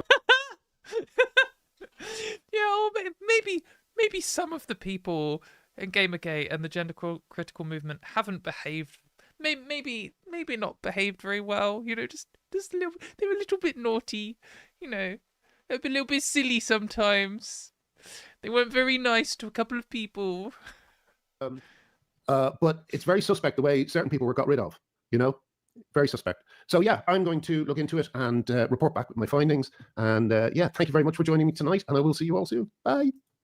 No worries, Graham. I'm glad we could join you tonight, which was actually 2 months ago. So as always, I'm on the cutting edge. Great stuff. Right, I'm sorry to subject you to that. I don't know if we learned anything. I don't know if that was good or bad or terrible. It was certainly disgusting, and it was certainly sad. So one of the issues I have with engaging with stuff like this is I find it very hard to switch off my empathy. And it's like when I watched Graham Linehan go on, he went on the TV a while ago, it might have been Newsnight, I don't know, and he said that the doctors involved helping trans kids are the same as the Nazis doing experiments on Jewish people in the war, which is utterly horrific and genuinely insane and insulting to everyone involved in that, and probably should be criminally liable. But when he said it, he was so obviously like desperate and conspiracy brained and twitching and uncomfortable and just came across really pathetic that honestly my genuine first reaction was to feel sorry for him. And I was like, you know, this person is lying about people like me in a way that's genuinely harmful and could be putting people in danger and is spreading horrific misinformation and building up a hate movement. But at the same time, like, it's just so sad. Like, he's thrown away his life and his career and his family and his own reputation, no matter how much he blames on anyone else, for this. And now he's like excited that like when he said he was genuinely excited about Gamergate, thinking Gamergate was good, I actually was like, oh, I just feel just really sad about it. It's just really grim that this is what some people's lives are like. And I'm sure he'll see that as patronizing and he won't care at all, but it's just the reality of how I'm experiencing my emotions. Anyway, what did you all think to that? Yep, some people saying it was vile. I tried not shaving once for 4 months. The itch drove me crazy. Interesting. The video was useless to watch, but the chat was fun to engage with. It wasn't very controversial, was it? I probably need to, maybe next time we can do a debunk of someone who's making a load of claims.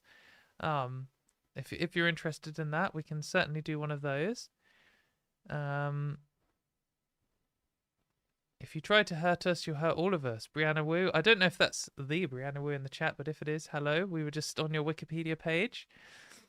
I learned that Graham's apartment needs to be power washed with Dettol and that no one should shake his hand. Yeah. Yeah. Pretty sad. Janice says, you were terrific. Thank you very much. I hope Graham got his race car bed through customs. True. So for anyone who doesn't know, I think he's like, I don't know if he's moving to America. But he's certainly going to work in America with Rob Schneider, who's some American similar washed up loser. And the race car bed is a Simpsons reference. Sorry, I'm explaining the joke and completely ruining it. It was vile, it was great. Yep. It was the best of times, it was the blurst of times. Classic.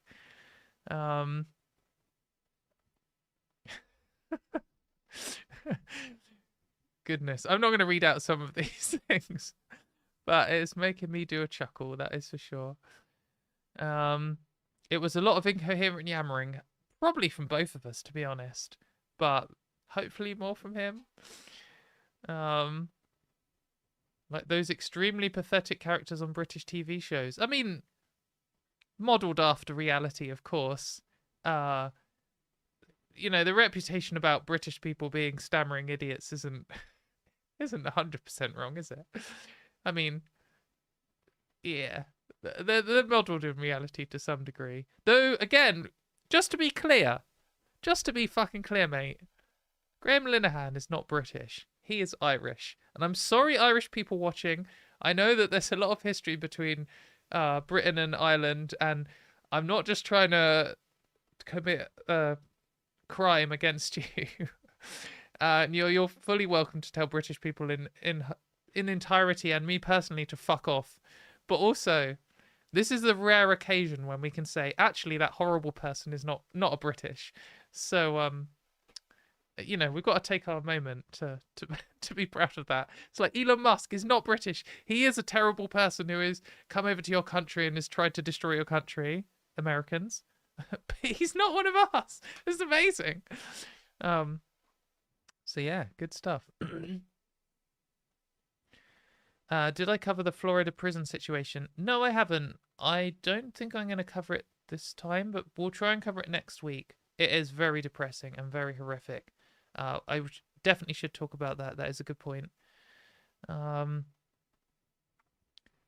Schneider falling in with Glenna and Lawrence Fox is sad. For Rob, really? Who's it saddest for? They're all absolute losers. Yeah, the Irish don't want to claim him either. That is true. But I mean, in the same way that, like, is J.K. Rowling's English? I was going to say the same way that the Scottish don't want to claim J.K. Rowling, but I think she's English. I don't actually know. Sorry, Scotland, if I got that wrong. Yeah, I mean, Florida's just grim. It's a shame because when I was little, I remember thinking like Disneyland, Florida was like one of the coolest places, and that maybe I'd get to go there one day. And I stopped caring about Disney quite shortly afterwards. But now it's like, well, I can't go. I don't.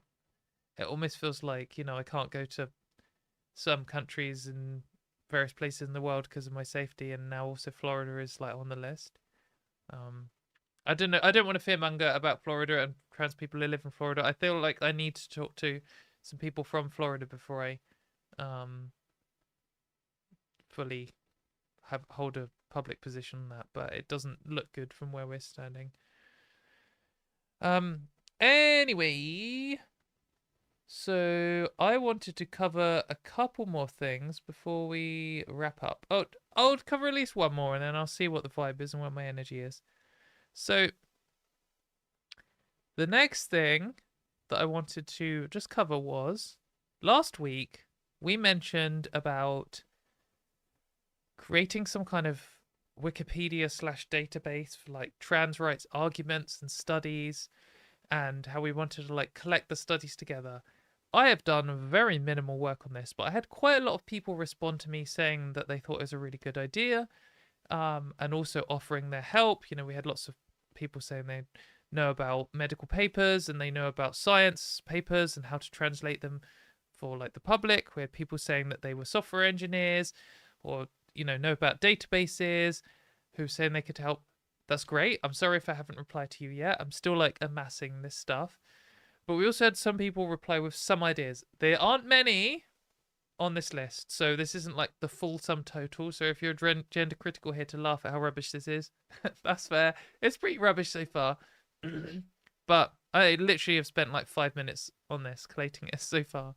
So I just thought I'd at least put the things we've got so far in one place. I've currently put it on my website, but really I fully intend for this not to be one of those things where an influencer puts out their own thing and then it kind of dies off and they stop caring about it. This is like step one. I've just put it here, what we found so far. I've linked the video where we discussed it from last week. I've got the currently 4 lists of research that I've been sent. There should be 5 lists. I thought we had... Yeah, okay. This is this one. I removed one of them. So, for example, we've got one here. Oh, great. That's a good start, isn't it? It doesn't even work. Why have I broken that link? Do any of these links work? Okay, so we've got this one that I mentioned last time, the Comprehensive Defense of Trans People on the Reddit one. We've got a list here by Bethalamine, which covers some stuff here. I know some of these are to-dos. I don't think it's very filled in, but there are... I'm hoping there's someone here. I'm sure I clicked on one earlier and it was on here. Okay, so we've got some like mention of studies here. Obviously, this is intending to be filled in. Some of this seems pretty decent. I should fix that Viced Rhino link. That is definitely a thing. Maybe if I just copy this. Yeah, okay, I'll just break the link. So there's a bunch of stuff here. I know that Vorsh also had, or Volsh, I don't even know how you meant to say it. Has a bunch of studies here. Some of these might be repeats across these. I've also got some of the people who write articles alongside myself where we've made arguments. I just kind of want to start doing something on this and start bringing it together. I don't need to be in charge if we find someone who's already done a good job of this. I mean, for example, this one looks pretty decent. This isn't... and I think that we should have... Like, if you think my idea isn't as good, or you've already got one, we should definitely have multiple of these, because survival of the fittest, maybe one of them will actually stick and become a good resource. And maybe some of them already are, and I'm just ignorant to them. I don't want to come in and, like, reinvent the wheel or step on people's toes. But this isn't quite how I imagined it, because this is pretty good, and it's the kind of thing you're like, oh, okay, you know what, like, here's gender critical arguments. Oh, okay, yeah, what the hell is autogynephilia? Oh, okay, it's a really good summary. This is really great. This is like 90% of what I was imagining. But what would be really good is if it was laid out more in a kind of a Wikipedia-like way, where, you know, you'd have something where it's like autogynephilia, what the hell is that? It links to this article. And also what would be really great is if you could, like, search it. I mean, there is a search here, isn't it? So what happens if I search, like... If I go to a different page and then search auto... Okay, this is pretty good. This one is very good. Maybe this is a good starting point, and I should contact Beth and see if she's still active on this and can prove it. This is the kind of thing, though, that I was thinking would be really good. It's got, like, the studies involved, and then, like, just mentioning chromosomes. So there's definitely a section here that says chromosomes, though it's not mentioned.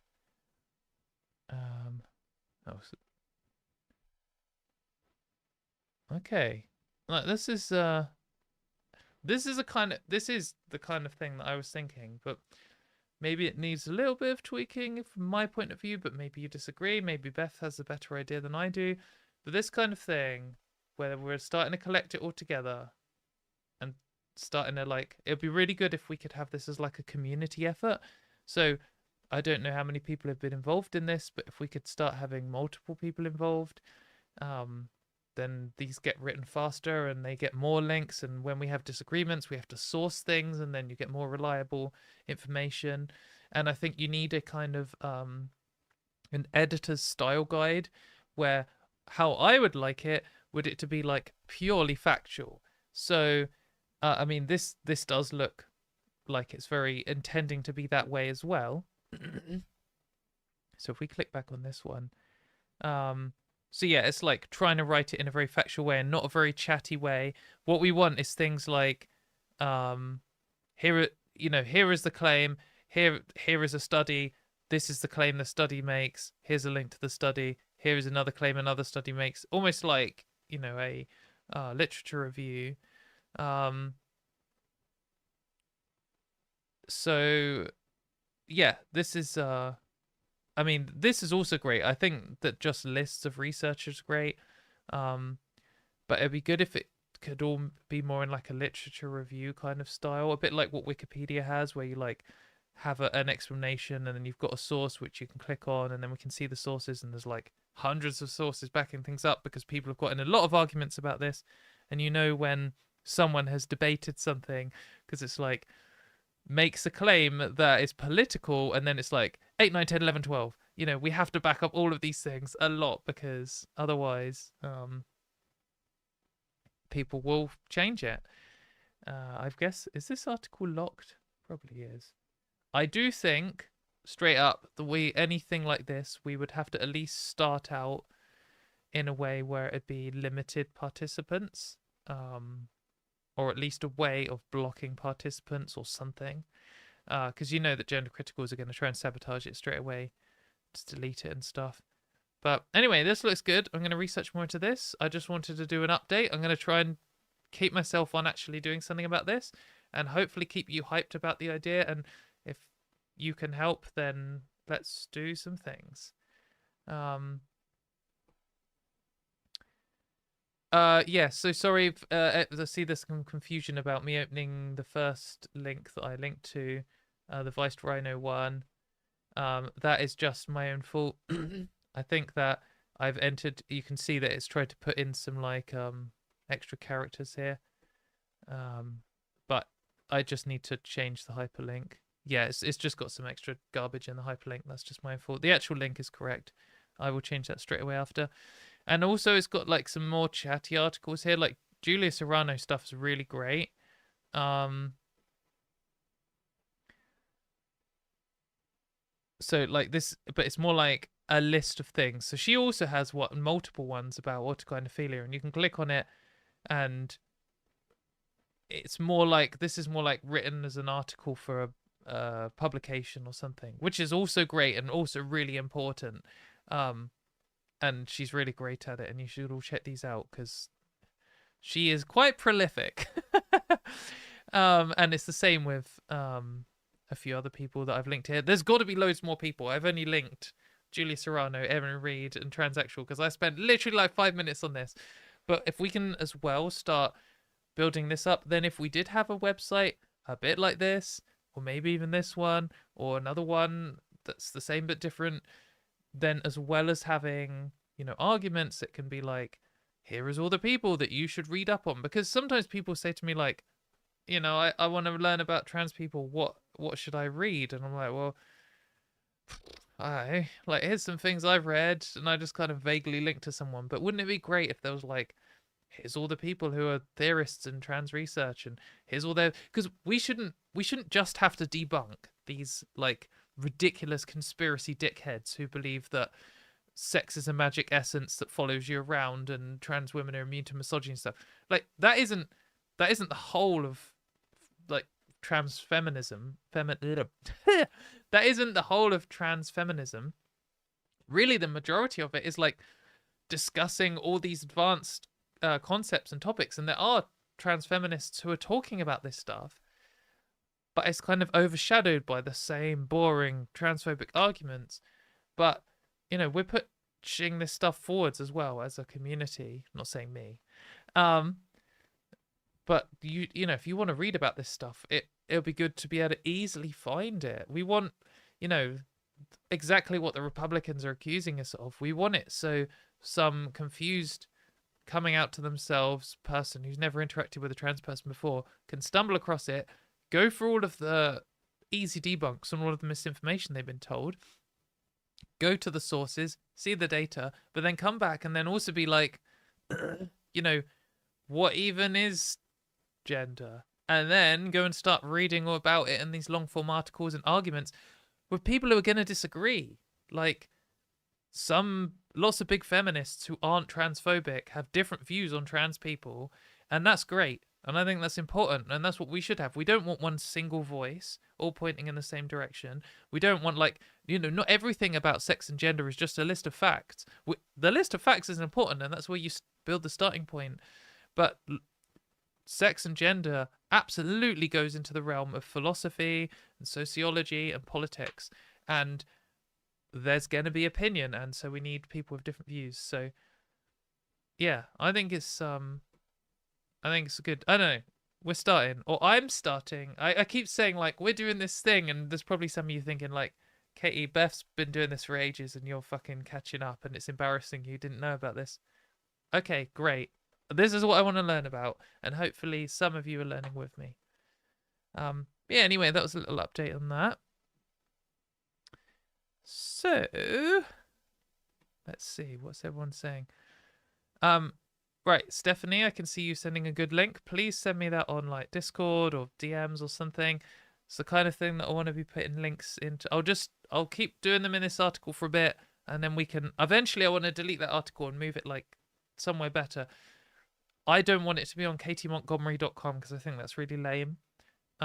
It'd be great if it was like we created this thing, which was like, you know, transwikipedia.com or whatever. Not that, because it's really cringe, but something like that then wasn't associated with just me and could become like a freer thing where people who don't necessarily agree with my views all the time also have a say in this, who are trans people who aren't like, you know, transphobic dickheads like Debbie Hayton or whatever, who can all steer this project together, and then we have forced to constantly source everything we say, and any political and philosophical arguments we make can be given space for, and I can just be one of the contributors. That'd be great. I don't know. It's a big goal. We'll see. We'll get there. But yes. So there's still a whole bunch of people here, and I haven't quite hit the limit on my talking ability. So maybe we can cram in some more topics. Let me just see if I had anything else on my list, because there's definitely one on my mind, and I don't know if I want to attempt it right now. Oh goodness. I closed it. Give me a second. Chat, how are you doing? Let me know. What's your energy like? Do we have energy?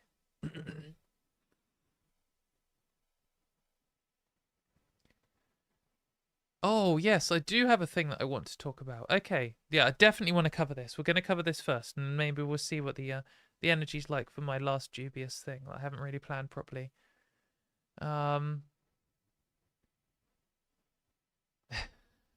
I didn't need to be reminded that Debbie Hayton exists today. I'm sorry. Not only have I shown you a zoom-in picture of Glenna's face bleeding, but I've also mentioned Debbie Hayton. It's a bad time. I'm sorry. That's very kind, Laura. Laura's saying, if you're watching, don't forget to thumbs up if you're enjoying this. Thumbs up, everyone.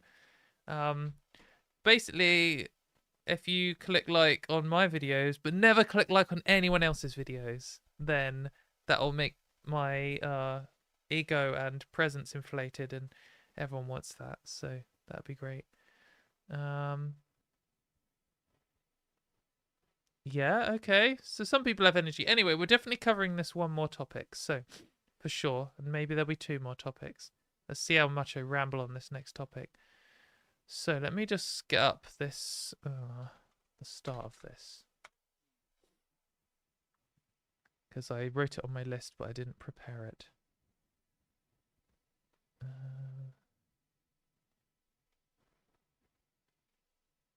Okay. So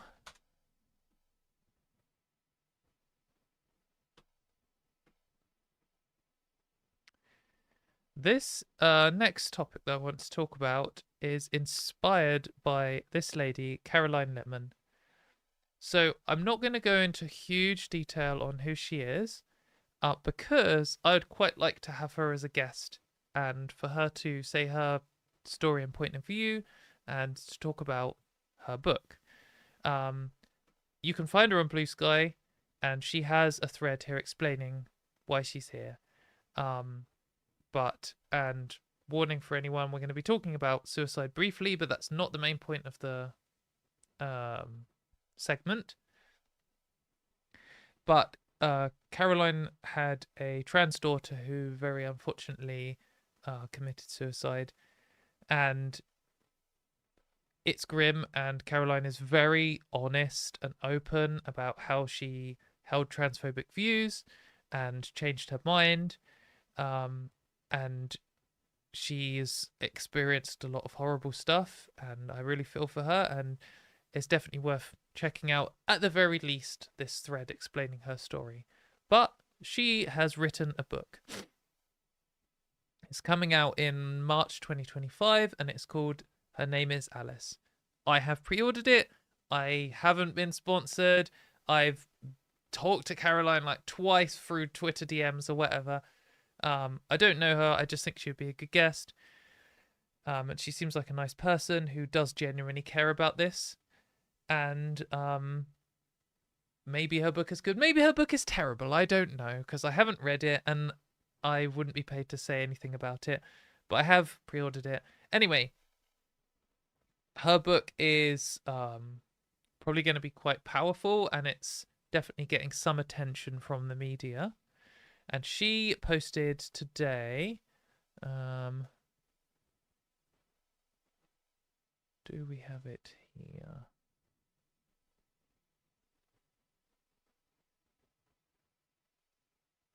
Okay.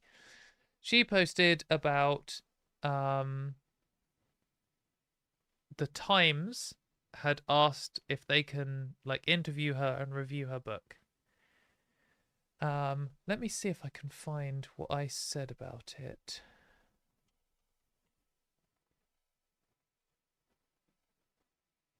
Oh, you can't see replies unless you're logged in. Let me see if I can log in on this one without showing you all of my password.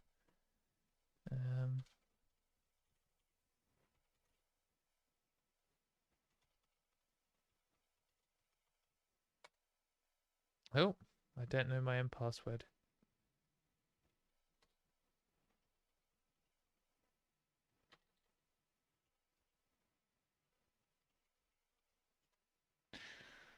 Piss. Okay, we're not doing it because I can't remember my password. I'm not going to waste any time on it.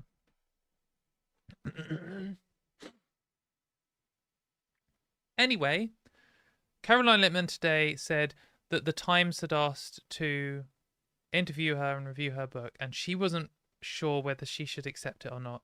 So hopefully we can have her as a guest in the future, and if she doesn't want to come as the guest in the future, we'll go more into her story, and maybe we'll talk about her book when it comes out or something. Anyway, she's just the catalyst for this next section I wanted to talk about, which is, I think when I first started doing like trans rights activist stuff,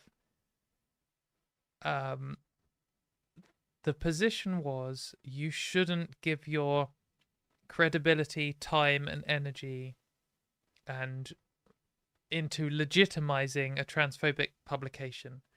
So if like the Guardian said, can we write an article about you, would you like to be interviewed, in like, you know, in like 2015 or whatever, you'd probably say yes, or maybe you'd be more inclined to say yes. Whereas if the Daily Mail said it, or like the Spectator, you'd be like, well, firstly, I can't trust you to not, you know, smear everything I say and write a terrible article. And secondly, even if I can, I don't want to like say, oh yeah, I'm fine with you being transphobic. I'm happy to come on your thing and just pretend like everything's fine, because it legitimized transphobia. And there was this kind of like boycott of transphobic publications from the entire LGBT community, not just trans people. And I do, by the way, I shouldn't be cutting within this.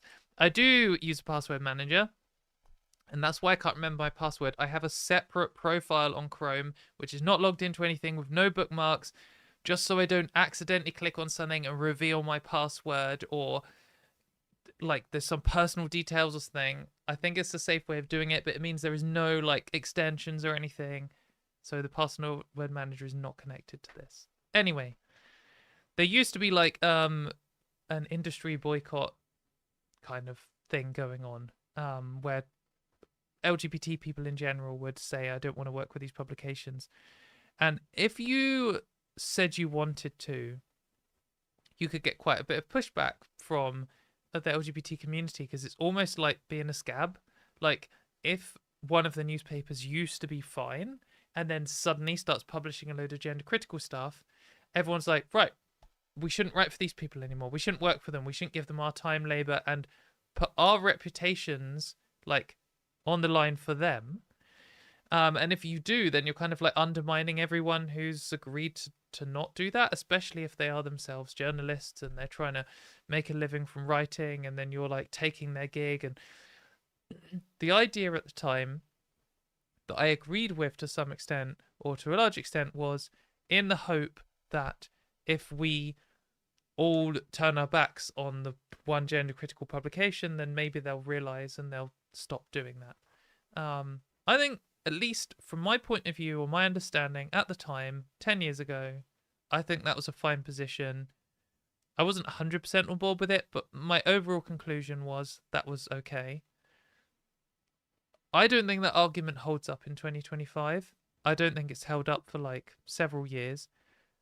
The idea that the trans community could boycott a publication and make any difference is like delusional. The idea that we're in a position to like give our legitimacy and our credibility to them, like gender critical is the mainstream in the UK at least. There are no mainstream media publications, none of the big newspapers which are even neutral on trans rights, let alone positive. They're all anti-trans rights of some flavour. They all have gender critical columnists who continuously lie about us and aren't fact checked at all. They're all garbage, and they completely control the media landscape. They have all the power and we have no power, and the idea that we could like do anything about that through boycotts or turning our backs on them or even criticizing them is just, that isn't the world we live in right now. And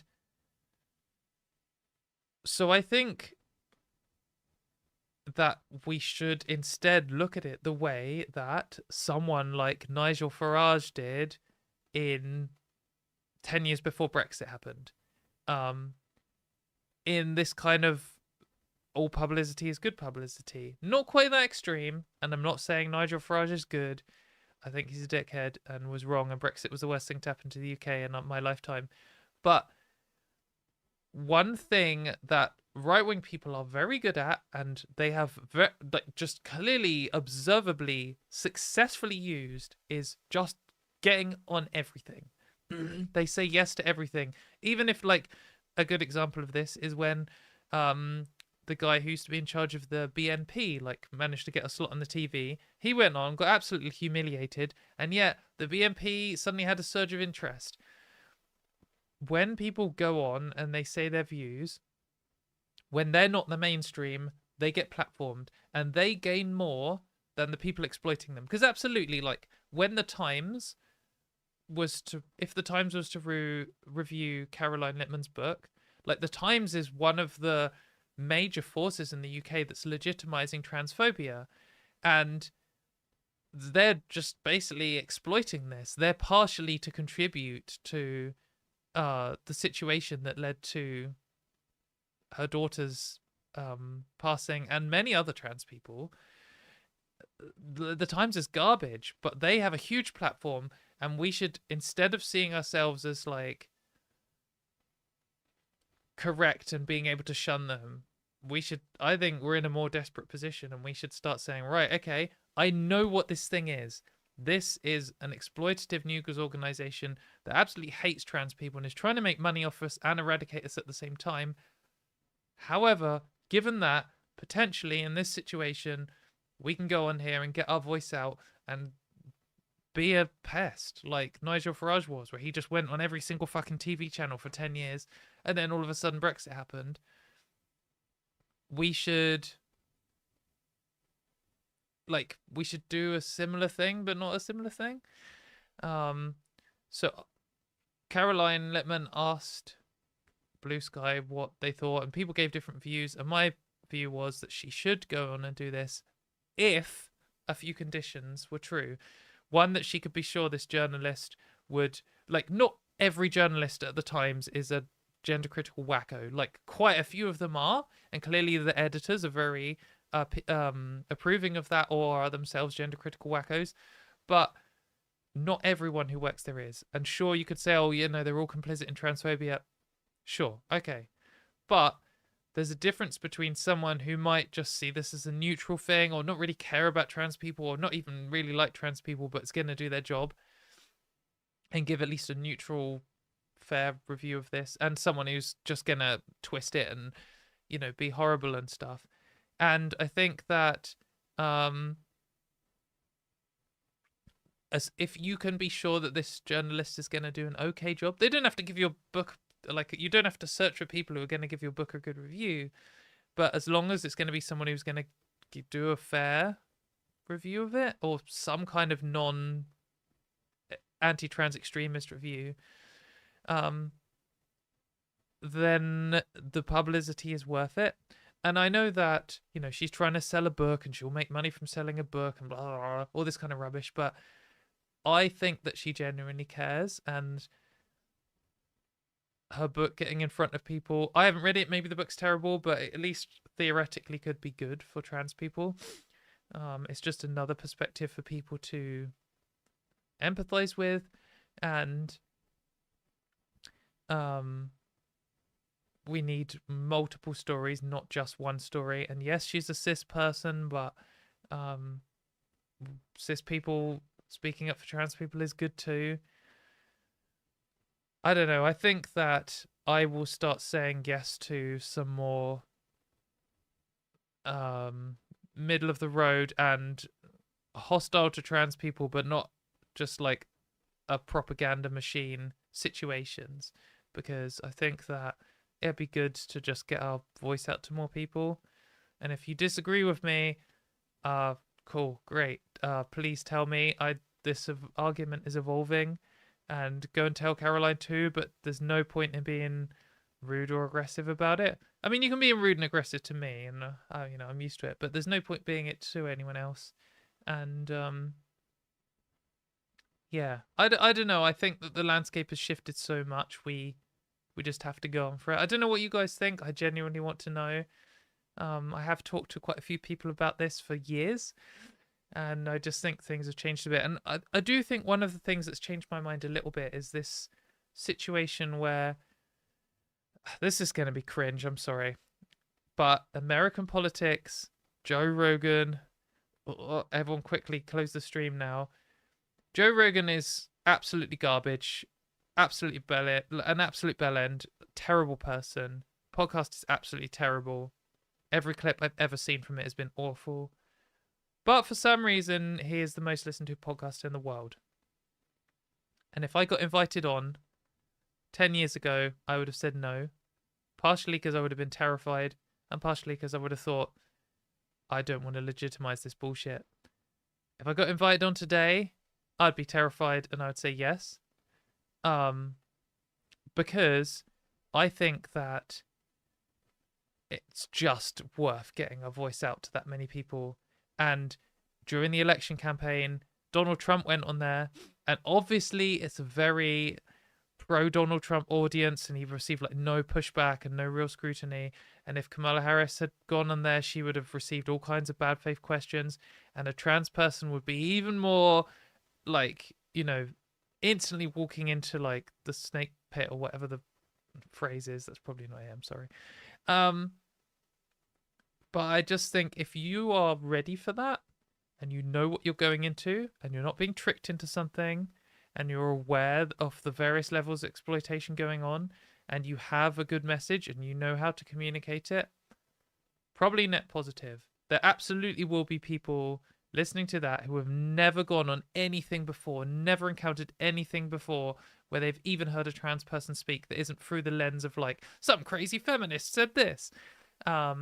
And they'll hear you saying on point, staying calm, staying on topic, making an argument that's decent. If you can do those things, if you're someone who's going to like flip out and panic or like start shouting or whatever, you've got to be aware of the audience you're going on there for. And I'm not tone policing. If you want to do those things, do it on your own channel. Do it on a channel that's friendly to you. Amazing. Do it on my channel. But I do think we just need to get in front of more people and make good arguments that aren't just sex and gender are different, actually. So yeah, that's my current view. That's where my thinking is at the moment, and it could evolve over time to more or less of whatever that is. I don't know. But yeah, it'd be interesting to see what you think. I've seen that the chat's kind of split on this, and it's kind of what I thought people would say. Some people are saying they agree about getting in front of lots of people, and some people are saying they disagree because it's a trap. Yeah, okay, the debate thing is a good point. I would never attend a debate that was like, do trans people deserve rights debate? Katie, would you like to defend it? Because I think the framing on that is so bullshit. I mean, I would absolutely attend a debate that said, is gender criticalism aligned with Nazism? Like, if that was the debate title, or is gender critical a morally acceptable position? Because the framing is good. And you know what? None of them would fucking do any of that because they know the framing is terrible. And even them being there would legitimize that point of view. So they just wouldn't do it. And that's why they're always like, come on my show, let's debate whether trans people are human or not. So don't do those. They are garbage. They're completely stupid. Debates are bullshit. Like, structured debates are just complete waste of time. But if it was like, you could be a guest on a show and the show is like a bit more hostile or sympathetic of right-wing positions, or ignorant, or they've said, oh, it seems like J.K. Rowling's kind of lost her mind a bit, but maybe some of the things that she fundamentally believes are okay, and I don't know, if we want to hear from a trans person, we could have one on and see what everyone thinks. Like, that kind of thing. We're like, oh yeah, we'll have you on for discussion, and I'm going to ask you some hard questions and probably be a bit hostile, but I'm going to let you talk, and it's not just a performance. I think that is kind of good. Yes, I totally agree. A debate is a rigged game. All debates are bullshit. Like, they're not good. I don't enjoy watching them, even when it's someone saying what. I don't know what's worse. When it's someone I agree with saying something I agree with, destroying some idiot. Boring. And if it's not, frustrating. And they're always just set up to be. It's almost like a dance. Like, it's like, these two people are going to dance for your pleasure and you already want one of them to win, and then when it finishes you're going to think they won. Just completely ridiculous. Yeah, exactly. And again, like Stephanie's here saying, beware of dishonest interlocutors. That is such a fucking internet skeptic thing you can like to say. You can tell that that's where me and Stephanie met. It's like the atheist skeptic debate world. Yes, totally agree. So the phrase beware dishonest interlocutors is what you say to mean look out for someone who is just lying or trying to use you to get views or to get like a quote that they can then take out of context. Because those people are a dime a dozen, especially in gender critical land. There's no value to like going on some extreme like gender critical dickhead who thinks you're subhuman, who's gonna just talk over everything you say or lie about their own position or try and trap you into something by holding contradictory beliefs at the same time. And yeah, like, you need to look out for this stuff for sure. And that's why what I said to Caroline Littman was like, you need to check out this journalist first, because there are a lot of dishonest interlocutors in the Times newspaper. So yeah, Bernice, they're saying the problem is they will never let us talk. That is true of like some situations. Sometimes, like if it's a right-wing news channel, sometimes they just want you on to say one line so that then they can be like, see, we've got a trans person and now we're going to just talk over them and say our ignorant bullshit and everyone's going to agree with us. On to the next segment. That is a bad situation to go on. But that isn't all of them. And debates are kind of bullshit because it's all going to be like, they've decided what they're going to say. They're not going to respond to what you say. Debates are just shit. But if you can have a channel that is going to actually let you talk, even if they're going to start from the position of not really respecting you as a person, they're going to be people watching who will listen, and you're going to be able to say something.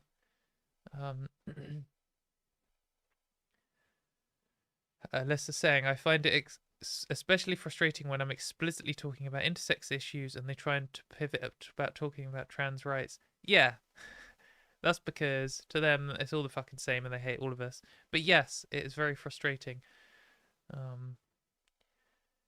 I don't actually know if it's Ellie or Eli, so Sorry to them. Ellie Elric has gone on Piers Morgan a couple of times. I'm not sure how well she did. Yeah, I don't know. I don't disagree with that. I mean, Piers Morgan is a combative bellend, and he is generally gender critical, but he is also not a gender critical true believer. He's not like a J.K. Rowling. He does talk over people, but he also does try and get people to say things. I think most fundamentally he's just a bit of a twat. But yeah, I think something like that might be like, if I got invited onto Piers Morgan, I'd probably say yes right now. I don't know. He's definitely on the line. What about going on Neil deGrasse Tyson or Bill? But mate, if you can get me a fucking slot with Neil deGrasse Tyson, I will buy you a sandwich. That is for sure. My goodness, that would be amazing. Yeah, that'd be incredible. For sure. How to do that, I do not know, but I haven't really tried, so maybe it's easy.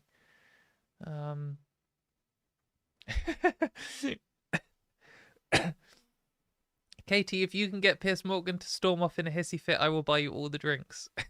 Okay, yeah, that would be amazing. Goodness, I'm running out of juice.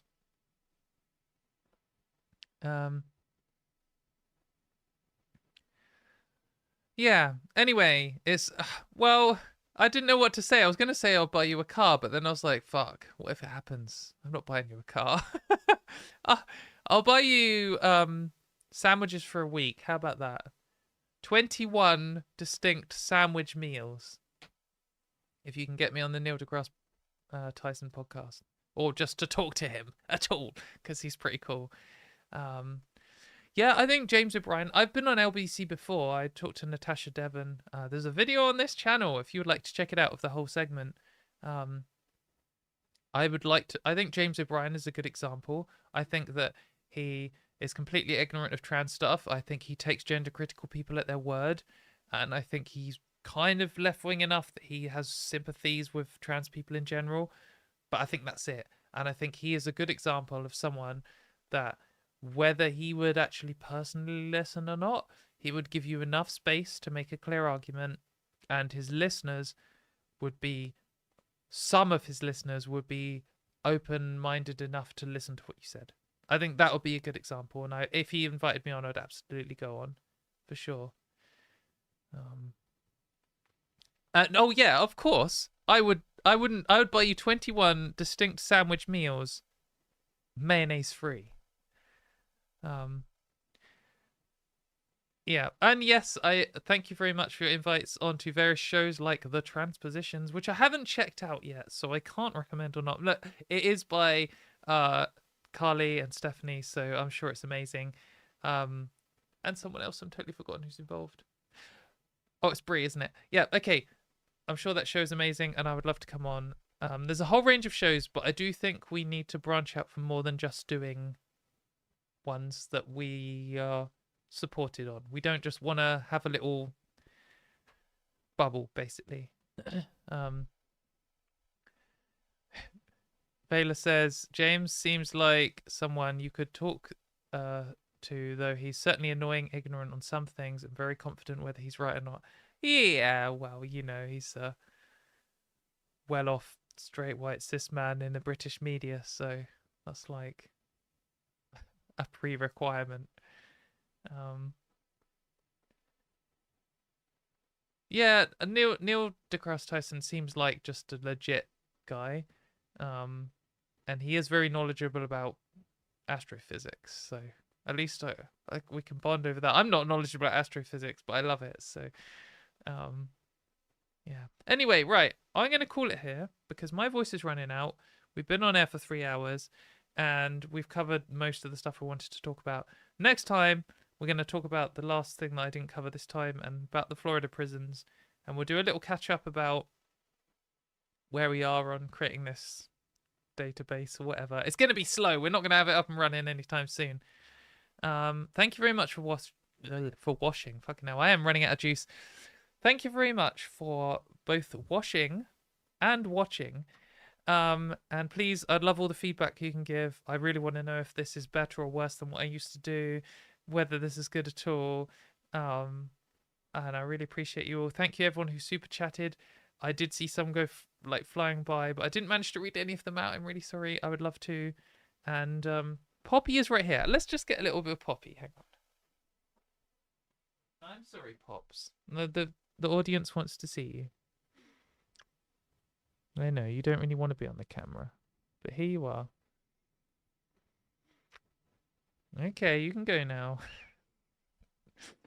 She doesn't want to be here, but she's happy.